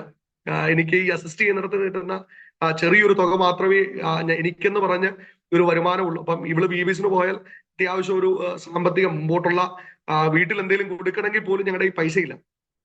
അപ്പം അത് നഷ്ടമായി. പക്ഷെ ആ സമയത്ത് തിരുവല്ലായിൽ മറ്റൊരിടത്ത് ചെറിയൊരു സഭ, അപ്പം അളിയൻ വിളിക്കുമ്പം, അളിയനും എക്സൽ VBSനകത്ത് പ്രവർത്തിക്കുന്ന ആളാണ്, കിരൺകുമാർ എന്ന് പറഞ്ഞ്. അപ്പം അദ്ദേഹം എന്റെ വൈഫിനെ വിളിച്ചിട്ട് പറഞ്ഞു, കിരണ്യെ ഇങ്ങനെ ഒരു VBS ഉണ്ട്, ചെറിയൊരു VBS ആണ്, നീ വരുന്നോന്ന് ചോദിച്ചു. ഞാൻ അവളെ കൊണ്ട് അവിടെ വിട്ടു.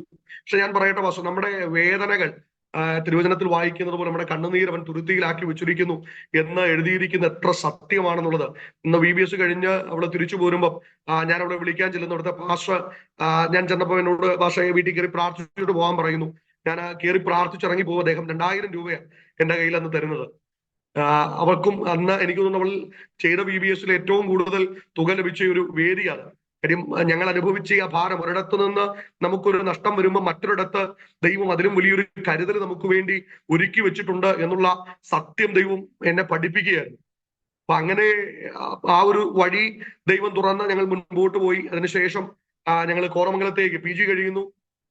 കോറമംഗലത്തേക്ക് ഒരു പ്രവർത്തനത്തിനാണ് ഞങ്ങൾ കടന്നു വരുന്നത്. മലയങ്കീഴ് എന്ന് പറയുന്ന സ്ഥലത്ത് ഒരു വർക്ക് എടുത്ത് ഇവിടുത്തെ സെൻട്രൽ പാസ്റ്റർ പ്രിയ ജോവിയ ജേക്കബ് പാസ്റ്ററെ വിളിച്ച് അദ്ദേഹം ഞങ്ങൾക്ക് വേണ്ടി ഒരു വീട് 4000 രൂപയോളമായിരുന്നു വീടിന്റെ വാടക. ഞങ്ങൾക്കൊരു 3000 രൂപ പ്രവർത്തനത്തിന്. അപ്പൊ ഞങ്ങളോട് ചോദിച്ചിട്ടാണ് അദ്ദേഹം എത്ര രൂപ വേണമെന്ന് നമ്മളോട് ചോദിച്ചു. നമ്മളെ താല്പര്യം, അദ്ദേഹം എന്നോട് 3000 രൂപ മതിയോ എന്ന് ചോദിച്ചു. ഒരു പ്രവർത്തനത്തിന് നമ്മൾ അതിൽ കൂടുതൽ കാര്യം ഇതൊരു ചെറിയ സെന്ററാണ്, ഒരു ഏരിയ ആയിരുന്നു ആ സമയത്ത്. അപ്പം വളർന്നു വരുന്നേ ഉള്ളൂ. ഇപ്പൊ വലിയൊരു ഇതൊന്നും നമുക്ക് പ്രതീക്ഷിക്കാൻ പറ്റിയ ഞാനൊരു സമ്മതിച്ചാണ് പ്രവർത്തനത്തിലേക്ക് കയറുന്നത്. പക്ഷേ മലയങ്കീഴ് വന്നതിന് ശേഷം കർത്താവ് മീറ്റിങ്ങുകൾ, അവസരങ്ങൾ തരാൻ തുടങ്ങി. ഞാൻ പലയിടങ്ങളിൽ കടന്നുപോയി ശുശ്രൂഷ ചെയ്തു. അനേക ഇടങ്ങളിൽ അനേകർ ഭൂതോപദ്രവത്തിൽ ബാധിക്കപ്പെട്ടവർ ദൈവത്താൽ വിടുവിക്കപ്പെടുന്നത് ഞാൻ ഇന്ന് ഓർക്കുന്നു. വളയഞ്ചിറങ്ങര എന്ന് പറയുന്ന ഒരു സ്ഥലത്ത് ഞാൻ മീറ്റിങ്ങിന് കടന്നു പോകുമ്പോൾ ഒരു മുസ്ലിം വിഭാഗത്തിൽ നിന്ന് വിശ്വാസത്തിൽ വന്നൊരു സഹോദരി ഏറ്റവും പുറകിലിരിക്കുന്നു. പ്രാർത്ഥനയുടെ ഒടുവിൽ സഹോദരിക്ക് വേണ്ടി പ്രാർത്ഥിക്കുമ്പോൾ ശരീരത്തിൽ നിന്ന് ഭൂതാത്മാവ് വെളിപ്പെട്ടി. സഹോദരി മെയിൻ റോഡ് സൈഡാ. സഹോദരി റോഡിലേക്ക് ഇറങ്ങി ഓടി. അവിടുത്തെ 2-3 സഹോദരിമാരെ പുറത്തേക്ക് ആ സഹോദരിയെ പിടിച്ചുകൊണ്ട് വന്ന് വലിയൊരു അത്ഭുത വിടുതലൊക്കെ അവിടെ ദൈവത്തിന്റെ ആത്മാവ് ചെയ്തു. അങ്ങനെ ശുശ്രൂഷകൾ ദൈവം തരാൻ തുടങ്ങി. പക്ഷെ ആ സമയത്താണ് 2020 ഓട് വരുന്നു. പുറത്ത് ശുശ്രൂഷകളില്ല. എല്ലാ വഴികളും നമുക്ക് ട്രാക്ട് ഓടിക്കാൻ പോകാൻ മേല, പുറത്തിറങ്ങാൻ മേല. ഞാനും എന്റെ വൈഫും മാത്രം. ഞങ്ങൾ മുഖത്തോട് മുഖം നോക്കി ഇങ്ങനെ കുറെ നേരം ഇരിക്കും, കുറച്ചു നേരം പ്രാർത്ഥിക്കും. അങ്ങനെ മുൻപോട്ട് പോകുന്നു. സഹായങ്ങളില്ല. എല്ലാ വഴികളും വീണ്ടും പഴയ പോലെ നമ്മുടെ മുമ്പിൽ സാമ്പത്തികമായിട്ട് വലിയ ഞെരുക്കങ്ങൾ. ഞാന് പലപ്പോഴും പറയാറുണ്ട്, 4 ടൈപ്പ് അരി ഒരുമിച്ചിട്ട് കഞ്ഞി വെച്ച ഒരു സമയമുണ്ട് ഞങ്ങൾക്ക്. കാര്യം ആത്മാഭിമാനം എന്ന് പറയുന്നത് മറ്റൊരാളോട് ഞങ്ങൾക്കില്ല എന്ന് പറഞ്ഞ് സഹായം ചോദിക്കാൻ ഭയങ്കര ഒരു മടി. അതുകൊണ്ട് ചാക്കിന്റെ അടിയിൽ അവസാനം ഇരുന്ന 4 ടൈപ്പ് അരികൾ ഒരുമിച്ചിട്ട് എന്റെ ഭാര്യ, അതായത് കുത്തരിയും ചാക്കരിയും എല്ലാം കൂടി ഒരുമിച്ചിട്ട് കഞ്ഞി വെച്ച ഒരു സമയമുണ്ട്. പക്ഷേ ദൈവം അത് അറിയുന്നുണ്ട്. നമ്മള് വേദനിക്കുന്ന ഓരോ സമയവും അടുത്ത നിമിഷം അവന്റെ കരുതൽ വെളിപ്പെടുമ്പോഴാ ഞാൻ കരഞ്ഞത് അവൻ കണ്ടിരുന്നു എന്ന് നമുക്ക് ബോധ്യമാകുന്നത്. നമ്മള് കർത്താവ് ഇത് അറിഞ്ഞില്ലല്ലോ, അല്ലെ കർത്താവെ നീ എന്തുകൊണ്ടാ ചെയ്യാതിരുന്നെന്ന് ചിന്തിക്കും. അടുത്ത നിമിഷം നമ്മൾ പോലും അറിയാത്ത വഴികളിൽ കൂടെ ദൈവത്തിന്റെ കരുതലുകൾ വെളിപ്പെടുകയാണ്.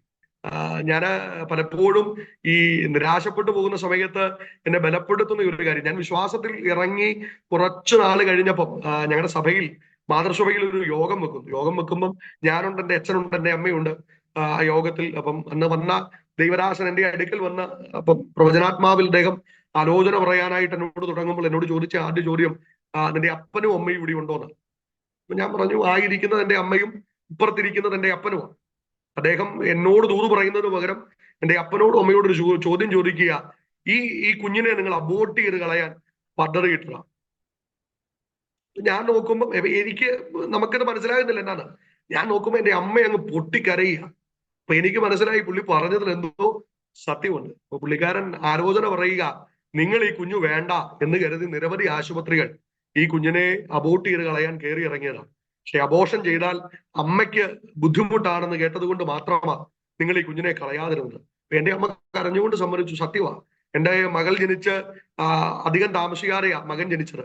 ഇവൻ വേണ്ട എന്നുള്ള തീരുമാനത്തിലായിരുന്നു ഞാനും ഹസ്ബൻഡും. പക്ഷെ ചെന്നിടത്തൊന്നും ആരും അബോർഷന് സമ്മതിക്കാത്തത് കൊണ്ടാണ് ഈ കുഞ്ഞ് ജനിച്ചത്. പാസ്റ്ററിനോട് പറഞ്ഞു, നീ ജനിക്കുന്നതിന് മുൻപേ നീ ജനിച്ച കുടുംബമോ നീ ജനിച്ച സാഹചര്യമോ ദൈവത്തിന് വിഷയമല്ല.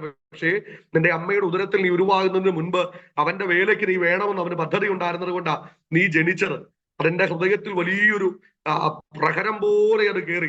അതായത് ഒരു ഹൈന്ദവ കുടുംബത്തിൽ ജനിച്ച എന്നെ, അതായത് യേശുവിനെ കുറിച്ച് കേട്ടിട്ടില്ലാത്ത ഒരു മാതാപിതാക്കളിൽ ജനിച്ച എന്നെ എന്റെ ദൈവം കണ്ടു എന്നുള്ള വസ്തുത, ഞാൻ ജനിക്കാൻ പോലും കാരണം അവനാണ് എന്നുള്ള ആ യാഥാർത്ഥ്യം എന്റെ അകത്ത് അത് ഇപ്പോഴും എനിക്കൊരു വലിയ പ്രചോദന കാരണമായിട്ട് ഇങ്ങനെ നിൽക്കും. എന്തു വിഷയം വരുമ്പോഴും എന്റെ അകത്ത് ഇങ്ങനെ അത് പൊങ്ങി വരും. അപ്പൊ അങ്ങനെ ഇങ്ങനെ മറയൻകീഴ് ഞങ്ങൾ താമസിക്കുമ്പം ഞങ്ങൾ മുമ്പോട്ട് പോകുന്നു. ആ സമയത്ത് ഞങ്ങൾക്ക് ഒരു ആക്സിഡന്റ് ഉണ്ടാകും. എന്റെ ബൈക്കൊക്കെ സാമ്പത്തികമായ ഞെരുക്കങ്ങൾ മൂലം വിൽക്കേണ്ടി വന്നു. എനിക്കൊരു ബൈക്ക് ഉണ്ടായിരുന്നു. വീട്ടിലും അല്പം കടഭാരങ്ങളുണ്ട്. അപ്പം എന്റെ ബൈക്ക് വിറ്റ് വാഹനം, അളിയൻ ഗൾഫിലായിരുന്നത് കൊണ്ട് അളിയന്റെ ബൈക്കാ ഞാൻ ഉപയോഗിക്കുന്നത്. ഒരാളെ കാണാൻ പോയിട്ട് മടങ്ങി വരുമ്പം ഞാനും വൈഫും അത്യാവശ്യം നല്ല സ്പീഡിലായിരുന്നു. ബാക്കിലെ ടയർ പൊട്ടി ഞാനും വൈഫും റോഡിൽ വീണു. പക്ഷെ ദൈവത്തിന്റെ കൃപ എന്ന് പറയുന്നത് മറ്റു വാഹനങ്ങളൊന്നും വരാതെ ആ സമയത്ത് ഞങ്ങളെ സൂക്ഷിച്ചു. ഞങ്ങൾക്ക് എഴുന്നേക്കാൻ പറ്റുന്നില്ലായിരുന്നു. പുറകെ വന്ന 1-2 സ്കൂട്ടറുകാർ വന്നാണ് ഞങ്ങൾ എഴുന്നേൽപ്പിച്ചത്. വന്നവര് ഞങ്ങളോട് ആദ്യം ചോദിക്കുന്നത് ആശുപത്രി പോവാം എന്നാ. അപ്പൊ ഞാന് വൈഫിനെ നോക്കിയിട്ട് പറഞ്ഞു, തലയാട്ടിട്ട് പറഞ്ഞു, കുഴപ്പമില്ലെന്ന് പറയണം, കാര്യം എന്റെ ഈ പൈസയില്ല പോകാൻ. ആശുപത്രി പോയാൽ കാശ് വേണമല്ലോ, എന്റെ ഈ കാശില്ല. അപ്പൊ ഞങ്ങള് വീണിടത്തുനിന്ന് ഒരു 1/2 കിലോമീറ്റർ നടന്ന ഞങ്ങൾ താമസിക്കുന്നിടത്ത് ചെല്ലാം. അപ്പം ഞാന് ഭാര്യയോട് പറഞ്ഞു, കുഴപ്പമില്ലെന്ന് കാണിക്കണം എന്ന് പറഞ്ഞ് ഞങ്ങൾ പറഞ്ഞു, സാരയില്ല പ്രത്യേകിച്ചൊന്നും. അപ്പം കാല് നല്ലപോലെ മുറിഞ്ഞു, കൈയെല്ലാം മുറിഞ്ഞിട്ടുണ്ട്, ഇട്ടിരിക്കുന്ന ഡ്രസ്സ് മുഴുവൻ കീറി ടാർപുറത്താ വീണെ, ശരീരം മുഴുവൻ നല്ല വേദന വരാൻ തുടങ്ങി. ബൈക്ക് അവർ തന്നെ ഒരു സൈഡിലേക്ക് മാറ്റി വെച്ചു. ഞാനും വൈഫും അവിടുന്ന് ഈ ശരീരത്തെ മുറിവ് മുഴുവൻ വെച്ചുകൊണ്ട് ഈ 1/2 കിലോമീറ്റർ നടന്ന് വീട്ടിൽ വന്നു. പൈപ്പിന്റെ ചോട്ടിൽ നിന്ന് മുറിവ് മുഴുവൻ കഴുകി. ഞാൻ അവിടെ നിന്ന് ഞങ്ങളുടെ സെന്റർ പാസ്റ്ററെ വിളിച്ചു, പാസ്റ്ററെ ഞങ്ങൾക്ക് ഇതുപോലൊരു അപകടം പറ്റി, അപ്പം ഈ സപ്പോർട്ട് തരുന്ന അതൊരു സമയത്താ ഈ സപ്പോർട്ട് തരുന്നത്. ഞാൻ ചോദിച്ചു, എനിക്കത് നേരത്തെ തരാൻ പറ്റുമോ പക്ഷേ മരുന്ന് മേടിക്കാൻ പോലും എൻ്റെ ഈ പൈസ ഇല്ല എന്ന് പറഞ്ഞ് ഞാൻ അവിടെ നിന്ന്, ഇപ്പം പാസ്റ്റർ സ്ഥലത്തിൽ അദ്ദേഹം മറ്റൊരാളുടെ കാര്യം പറഞ്ഞ് ഞാൻ അദ്ദേഹത്തിന്റെ അടുക്ക പോയി, നടന്നുപോയി ഇത് മേടിച്ച്, വളരെ ദൂരം നടന്നുപോയി മരുന്ന് മേടിച്ച് ഞാൻ തിരിച്ചു വന്ന് ഞങ്ങള് മരുന്ന് ഉപയോഗിച്ചു. പക്ഷെ പിന്നത്തേതിൽ ഇതൊക്കെ നമ്മുടെ ആ വേദനയൊക്കെ ദൈവം കണ്ടു എന്നുള്ളതാണ്. നമ്മൾ എവിടെയൊക്കെ കരഞ്ഞോ, എവിടെയൊക്കെ നിന്ദിക്കപ്പെട്ടോ, അവിടെയെല്ലാം ദൈവം നമ്മളെ മാനിച്ചു. ഞാൻ ഏറ്റവും കൂടുതൽ സ്നേഹിച്ചൊരു വ്യക്തി, ഞാൻ ഈ മലയങ്കീഴ് ശുശ്രൂഷിക്കുന്ന സമയത്ത് എന്നെ വിളിച്ചിട്ട് ചോദിച്ചു, ഇങ്ങനെ ജീവിക്കാൻ നിങ്ങൾക്ക് നാണമില്ലേ? മീറ്റിംഗും ഇല്ല, ഇങ്ങനെ ചുമ്മാ ശുശ്രൂഷ എന്ന് പറഞ്ഞിറങ്ങിയിരിക്കുന്നു, വേണമെങ്കിൽ ഞാൻ എന്റെ ഭർത്താവിനോട് പറയാം, ഗൾഫിൽ അവസരം മേടിച്ചു തരാം. അന്നും ഇന്നും പക്ഷേ ഞാൻ ഇന്നും പറയുന്നു, ദൈവം അയച്ചിട്ടല്ലാതെ ഒരിടത്തും പോകാൻ താല്പര്യമുള്ള ഒരു വ്യക്തിയല്ലേ. ഇതിനു മുൻപും പലരും പറഞ്ഞിട്ടുണ്ട്, പൈസ കൊടുത്താൽ ഗൾഫിൽ പോവാം, ഇത്ര രൂപ കൊടുത്താൽ മതി, ഗൾഫിൽ പോവാം, തിരിച്ചു വരുമ്പോൾ അതിൽ കൂടുതൽ പൈസ കിട്ടും എന്നൊക്കെ പറഞ്ഞ പല അനുഭവങ്ങളുണ്ട്. പക്ഷെ അന്നും ഇന്നും ആലോചന ദൈവം പറഞ്ഞിട്ടുണ്ടെങ്കിൽ അത് നിവർത്തിയാക്കാൻ ദൈവത്തിനറിയാം. അതിന് മനുഷ്യന്റെ സഹായം വേണ്ട എന്നുള്ള ബോധ്യം അന്നും ഉണ്ട്, ഇന്നും ഉണ്ട്. പക്ഷേ ഞാൻ അവരോട് മറുപടി പറഞ്ഞു, എന്നെ വിളിച്ചത് നിങ്ങളല്ല വേലയ്ക്ക്, എന്നെ ആക്കി വെച്ചത് നിങ്ങളല്ല, എന്നെ വിളിച്ചത് കർത്താവാണെങ്കിൽ എന്നെയും ഈ ശുശ്രൂഷയും നടത്താൻ കർത്താവിന് അറിയാം. പക്ഷേ അത് കഴിഞ്ഞ് ഞാൻ ഒരുപാട് കരഞ്ഞു ദൈവസന്നിധി. കർത്താവെ, ഇങ്ങനെയൊക്കെ കേൾക്കേണ്ട ഒരു അവസ്ഥ എന്റെ ജീവിതത്തിൽ നീ വരുത്തുന്നല്ലോ എന്ന് ഓർത്ത് ഞാൻ കരഞ്ഞു. പക്ഷെ പിന്നത്തേതിൽ ചില വർഷങ്ങൾക്കപ്പുറം അവരുടെ ഇല്ലായ്മയിൽ സഹായിക്കാൻ ദൈവം എന്നെ ഉപയോഗിച്ചു. ദൈവം എന്നെ ഓർപ്പെടുത്തി, നീ ശുശ്രൂഷ ചെയ്ത ദശാംശമാ ഇന്ന് അവർക്ക് നീ കൊടുത്ത നന്മ എന്ന് നീ ഓർക്കണം. കാര്യം എല്ലാത്തിനും ദൈവം ഓർത്തു വെച്ചിട്ടുണ്ട്. തക്ക സമയത്ത് അവനത് വെളിപ്പെടുത്തും എന്ന് പറയുന്ന വലിയൊരു യാഥാർത്ഥ്യം. ഇങ്ങനെ മലയങ്കീഴ് മുമ്പോട്ട് പോയിക്കൊണ്ടിരിക്കുമ്പോൾ വലിയൊരു ഈ കോവിഡിന്റെ സമയത്ത് എന്റെ പേരിൽ ചെറിയ ചില ബാധ്യതകൾ ഉണ്ടായിരുന്നു. അത് വലിയൊരു കടഭാരമായിട്ട് മാറി. ഞാൻ വല്ലാത്ത ഒരു പ്രതിസന്ധിയിൽ അകപ്പെട്ടു. നമുക്കറിയാവുന്ന ഒരു കാര്യമുണ്ട്, ദൈവദാസന്മാർക്ക് ആരും കടം വായ്പ കൊടുക്കുകയില്ല. അപ്പം എന്റെ വീട്ടില് ചില ആവശ്യങ്ങളോടുള്ള ബന്ധത്തിൽ അവര് ലോൺ എടുത്തതാണ്, അത് എന്റെ പേരിലായിരുന്നു എടുത്തത്. എന്റെ അച്ഛൻ അത് കൊടുത്തുകൊണ്ടിരുന്നു. പക്ഷെ കോവിഡ് വന്നപ്പോൾ അദ്ദേഹത്തിനും ജോലിയില്ലാതായി. നിരന്തരം ഈ സെൽഫ് ഫിനാൻസിങ് ബാങ്കുകാരെ വിളിച്ച് ചീത്ത പറയാൻ ആരംഭിച്ചു. എന്ത് ചെയ്യണമെന്ന് അറിയത്തില്ല. പലരെയും വിളിച്ചു, സഹായം ചോദിച്ചു. അപ്പൊ അങ്ങനെ ഇരിക്കുമ്പം ഞാൻ ഈ മുൻപ് പറഞ്ഞ സാംകുട്ടി എന്ന് പറഞ്ഞ് മൂലയിടത്ത് ഞാൻ അസിസ്റ്റ് ചെയ്യുമ്പോൾ ഇവിടുത്തെ സൺഡേ സ്കൂളിന്റെ ഹെഡ് മാസ്റ്റർ, അദ്ദേഹം എനിക്ക് ഒരു 50,000 രൂപ തന്നു. അപ്പൊ ഞാൻ അദ്ദേഹത്തോട് പറഞ്ഞ ഒരു കാര്യം എന്ന് പറയുന്നത്, 3,000 രൂപയാണ് എനിക്ക് കിട്ടുന്നത്, ഞാൻ 2,500 രൂപ ചച്ചാന് തരാം, അപ്പൊ ഞങ്ങൾ കഴിച്ചില്ലെങ്കിലും കുഴപ്പമില്ല, ഈ കടം വീട്ടണം. പക്ഷേ എല്ലാം നമുക്ക് പ്രതികൂലം എന്ന് പറയുന്നത് പോലെ മൊത്തം അടച്ചു കഴിഞ്ഞപ്പോഴത്തേക്ക് എനിക്ക് പൈസ കൊടുക്കാൻ പറ്റാതെ വന്നു. ഈ 50,000 എന്നുള്ളത് ഈ ക്ലോസിംഗ് കഴിഞ്ഞ് തുറന്നു വരുമ്പോൾ 1,00,000 രൂപയാണ്. വീണ്ടും ഞാൻ ഒരു 50,000 രൂപ കണ്ടെത്തണം. എനിക്ക് എന്ത് ചെയ്യണമെന്ന് അറിയത്തില്ല. ഞാൻ ആ സമയത്ത് ഞങ്ങളുടെ സെൻട്രൽ പാസ്റ്ററെ പോയി കണ്ടിട്ട് അദ്ദേഹത്തോട് പറഞ്ഞു, പാസ്റ്റർ ഞാൻ ഇവിടെ ഒരു സെക്യൂരിറ്റിയുടെ ജോലി കണ്ടിട്ടുണ്ട്, വൈകുന്നേരം ഞാൻ സെക്യൂരിറ്റിയുടെ ജോലിക്ക് പൊക്കോളാം, രാവിലെ ഞാൻ സെന്ററിന്റെ പ്രവർത്തനങ്ങൾക്ക് വന്നോളാം, ഞാൻ ഒരിക്കലും പ്രവർത്തനം മാറ്റി വെക്കത്തില്ല. പക്ഷേ പാസ്റ്റർ പറഞ്ഞു, അംജിത്തെ അത് ശരിയല്ല, കലപ്പയ്ക്ക് കൈവച്ചിട്ട് തിരിഞ്ഞു നോക്കുന്നവൻ ഈ വേലയ്ക്ക് യോഗ്യനല്ല എന്ന് അദ്ദേഹം പറഞ്ഞു. പക്ഷെ എന്റെ വേദന അദ്ദേഹം മനസ്സിലാക്കിയില്ല എന്നുള്ള ഭാരത്തിൽ തിരിച്ചു വരുന്ന സമയം മുഴുവൻ ഞാൻ സത്യം പറഞ്ഞാൽ ആ മനുഷ്യന് കണ്ണിച്ചോരയില്ലെന്നൊക്കെ ചിന്തിച്ച ഒരു സമയമുണ്ട്. അത് ചിന്തിച്ച ഞാൻ വണ്ടി ഓടിച്ച് ഞാനും ഭാര്യയും തിരിച്ചു പോരുന്നത്. പക്ഷേ പാഷ അന്ന് പറഞ്ഞൊരു കാര്യമുണ്ട്, മോനെ ഇവിടെ ഒരു ചർച്ച നിനക്ക് വേണ്ടി ഇങ്ങനെ സംസാരിക്കുന്നുണ്ട്, അപ്പൊ അത് പൂർണ്ണമല്ല, തരാമെന്നൊന്നും ഉറപ്പ് ഞാൻ പറയുന്നില്ല, പക്ഷെ ചിലപ്പം അത് നിനക്ക് കിട്ടുമായിരിക്കും. കാര്യം പ്രവർത്തനമുള്ളവർക്ക് ഒരു സഭ കിട്ടുക എന്ന് പറയുന്നത് വളരെ ഭാരമുള്ള ഒരു കാര്യം. പക്ഷെ വാസു പറഞ്ഞിങ്ങനെ ഒരു കാര്യം പറയുന്നുണ്ട്, ഷെയർ ഞാൻ പിന്നത്തേതിൽ അറിയിക്കാം. അങ്ങനെ ദിവസങ്ങൾ മുൻപോട്ട് പോയി, എന്തു ചെയ്യണമെന്ന് അറിയത്തില്ല, സാമ്പത്തികമായിട്ട് ആരും സഹായിക്കുന്നില്ല. പക്ഷെ ദൈവത്തിന്റെ കരുതൽ പോലെ ഇതൊക്കെ ക്രമീകരിച്ച് മുമ്പോട്ട് പോകാൻ ദൈവം കൃപ തന്നു. അപ്പൊ ഞാൻ ഇവർക്ക് കൊടുക്കാവെന്ന് പറഞ്ഞ ഒരാൾക്ക് കൊടുക്കാവെന്ന് പറഞ്ഞ ഒരു ലാസ്റ്റ് ഡേറ്റ് ഉണ്ട്. അപ്പൊ വാക്ക് പറഞ്ഞാൽ പാലിക്കണം എന്നുള്ളൊരു വലിയ ആശയം ഉള്ളിൽ കിടക്കുന്നതുകൊണ്ട് എന്റെ ഉള്ളി ഭാരമായിട്ട് നിൽക്കുക. അപ്പൊ അങ്ങനെ ഞങ്ങളുടെ സെന്ററിൽ ഒരു സഭ ദൈവത്തിന്റെ കൃപയാൽ എനിക്ക് ക്രമീകരിക്കപ്പെട്ടു. മുട്ടത്തുപാറ എന്ന് പറയുന്ന സ്ഥലത്ത് സഭയിലേക്ക് എനിക്ക് കോവിഡ് കഴിഞ്ഞ് വലിയ കോവിഡിന്റെ പ്രശ്നം കഴിഞ്ഞ് നിൽക്കുമ്പോൾ എനിക്ക് ട്രാൻസ്ഫർ കിട്ടുന്നു. അവിടെ ചെന്നു, ശുശ്രൂഷ ആരംഭിച്ചു. കുടുംബങ്ങളൊക്കെ വലിയ കഷ്ടതയിലായിരുന്നു. പക്ഷെ അവർ ആത്മാർത്ഥമായിട്ട് എന്റെ കൂടെ നിന്നു. പ്രാർത്ഥനകൾ, കാര്യങ്ങൾ മുൻപോട്ട് പോയി.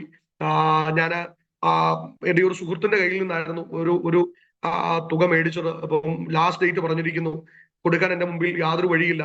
അതും ഈ പറഞ്ഞതുപോലെ മാർച്ച് മാസമാണ് ഞാൻ കൊടുക്കേണ്ടത്. ഫെബ്രുവരി മാസം ഒരു 25 രൂപയോളം ഞാൻ അവർക്ക് തിരിച്ചു കൊടുക്കാനുണ്ട്. അപ്പം ഫെബ്രുവരി ആയി, എന്റെ മുൻപിൽ വഴിയില്ല. ഫെബ്രുവരിയിൽ ഞാനൊരു 21 ദിവസത്തെ ഉപവാസം ഇരിക്കുന്നു. ഞാൻ വളരെ നിരാശനാണ്, എന്റെ മുമ്പിൽ വഴികളില്ല. ആ സമയത്ത് ഞങ്ങളുടെ സഭയിലെ ഒരു കുടുംബത്തിൽ ഞാൻ വിസിറ്റിങ്ങിന് ചെല്ലുമ്പം അവിടുത്തെ ആന്റി എന്നോട് അവരുടെ ഒരു അനുഭവം പറയുക. അവരിതുപോലെ കടഭാരം വന്ന് പുള്ളിക്കാരി ലോൺ അടയ്ക്കാനായിട്ട് ബാങ്കിലേക്ക് പോകുമ്പോൾ അവരുടെ ബന്ധുക്കളുടെ ഒരാളുടെ ആഭരണം വായ്പ വാങ്ങി അവരുടെ നിന്ന മുഴുവൻ കേട്ട് ബസ്സിലിരുന്ന് പോകുമ്പം വഴിയിൽ നിന്ന് കയറിയ ഒരു സഹോദരി ഇവർ കരയുന്നത് കണ്ടിട്ട് ഇവർക്ക് ലോൺ അടയ്ക്കാനുള്ള പൈസ കൊടുത്തെന്ന് പറയുന്ന ഒരു സാക്ഷ്യം എന്നോട് പറയുക. എന്നിട്ട് പുള്ളിക്കാരി ചേർത്ത് പറഞ്ഞൊരു കാര്യമുണ്ട്. പലരും തമാശയ്ക്ക് പറയാറുണ്ട്, ദൈവം നൂലെ കെട്ടി ഇറക്കി തരുമെന്ന്. പക്ഷേ അങ്ങനെ തരുന്ന സമയങ്ങളും ഉണ്ട് എന്നോട് പറയുമ്പം ഞാനങ്ങ് വല്ലാതെ ബലപ്പെടുക. എന്റെ ഉള്ളിൽ അത് വലിയൊരു ശക്തിയായി. ദൈവം നൂലെ കെട്ടി ഇറക്കി തരും. ഞാനും അങ്ങ് വിശ്വസിച്ചു, ദൈവം നൂലെ കെട്ടി ഇറക്കി തരും. പ്രാർത്ഥിക്കാൻ തുടങ്ങി. ഉപവാസം തീരുന്നു. ഒടുവിലത്തെ ദിവസം ശനിയാഴ്ച വൈകുന്നേരം ഞങ്ങളുടെ സഭയിൽ നിന്ന് ഗൾഫില് സാധാരണ ജോലിക്ക് പോയ ഒരു ആന്റി, അപ്പം പുള്ളിക്കാരി കോവിഡ് കാരണം വരാൻ പറ്റിയില്ല. എല്ലാം കഴിഞ്ഞിട്ട് ഒരു വർഷം കഴിഞ്ഞ് തിരിച്ചു വരാൻ പോയ ആന്റി 3 വർഷം കഴിഞ്ഞിട്ടാണ് പുള്ളിക്കാരി വരുന്നത്. അപ്പം 3 വർഷം കഴിഞ്ഞിട്ട് പുള്ളിക്കാരി വരുന്നു. അപ്പൊ നമുക്കറിയാം ഇവർ വന്നു കഴിഞ്ഞാൽ എന്നാ തരും, വലിയ പൈസയൊന്നും നമ്മൾ പ്രതീക്ഷിക്കുന്നത്. പക്ഷെ പുള്ളിക്കാരി പോകാൻ നേരം എന്റെ കയ്യിൽ ഒരു കവർ തന്നു. പുള്ളിക്കാരി പോയി. പക്ഷെ ഞാൻ ആ കവർ തുറന്ന് എണ്ണി നോക്കുമ്പോൾ അതിനകത്ത് 22,000 രൂപയുണ്ട്. ഞാനത് വീണ്ടും എണ്ണി. ഒന്നിലധികം തവണ ഞാൻ എണ്ണി. കാര്യം എനിക്ക് വിശ്വസിക്കാൻ പറ്റുന്നില്ല. കാര്യം ദൈവം പ്രവർത്തിക്കുന്ന വഴികൾ ഇന്നും എന്നെ കേൾക്കുന്ന പ്രിയപ്പെട്ടവരോട് ഞാൻ പറയാം, അബ്രഹാമിന് വേണ്ടി മുള്ളുകൾക്കിടയിൽ ഒരു ആടിനെ കരുതിയിട്ട് നിങ്ങളൊന്ന് ചിന്തിക്കണം. അബ്രഹാം അത് യാഗം കഴിക്കാൻ അവിടെ കയറി നിന്ന സമയങ്ങളിൽ ഒന്നും അറിയുന്നില്ല. ചിലത് നമ്മൾ കാണാത്തതാണെന്ന്. ദൈവത്തിന്റെ പ്രവൃത്തികൾ നമ്മുടെ കണ്ണിന് മറഞ്ഞിരിക്കുന്നെങ്കിലും അതിന്റെ പിന്നിൽ ദൈവം ഒരുക്കിയ, ഞാൻ പ്രസംഗ വേദികളിൽ ചിലപ്പോൾ പറയാറുണ്ട്, ചെങ്കടലിന്റെ തീരത്ത് ഇസ്രായേൽ ജനത്തെ കൊണ്ടു നിർത്തുമ്പോൾ ഉണങ്ങിയ പാറ അതിനു മുൻപേ ഒരുക്കിയിട്ടിട്ട് അവൻ കൊണ്ടു നിർത്തിയത്. പക്ഷെ ചെങ്കടല് കാരണം ഞാനത് കണ്ടിട്ടില്ല എന്ന് വസ്തുതയേ ഉള്ളൂ. ആണ്ടുകൾക്ക് മുൻപേ ചെങ്കടലിന് താഴെ ഒരു പാറ ഒരുക്കിയിട്ടാണ് അതിന്റെ മുൻപിലേക്ക് ഇസ്രായേൽ ജനത്തെ കൊണ്ടുവരുന്നത്. വിഭാഗിക്കപ്പെടുക എന്നുള്ള കാര്യം നടക്കുമ്പോൾ എന്റെ കണ്ണിന് മുൻപിൽ അത് ദൃശ്യമാകുന്നു എന്ന് മാത്രമേ ഉള്ളൂ. അങ്ങനെയെങ്കിൽ നാമും വിശ്വസിക്കണം, ദൈവം നമുക്ക് വേണ്ടി കരുതും. പ്രതീക്ഷകൾക്കപ്പുറമായി അത് വലിയൊരു കരുതലായിരുന്നു ദൈവത്തിന്റെ ആത്മാവ് ഞങ്ങൾക്ക് വേണ്ടി വെളിപ്പെടുത്തിയത്. സഹോദരിക്ക് ഞാനത് കൊടുത്തു. അതിനുശേഷം ഇങ്ങോട്ട് വന്നതെല്ലാം ദൈവത്തിന്റെ അത്ഭുതങ്ങളാണ്. പക്ഷെ വാഹനമില്ല എന്ന് ഞാൻ പറഞ്ഞു.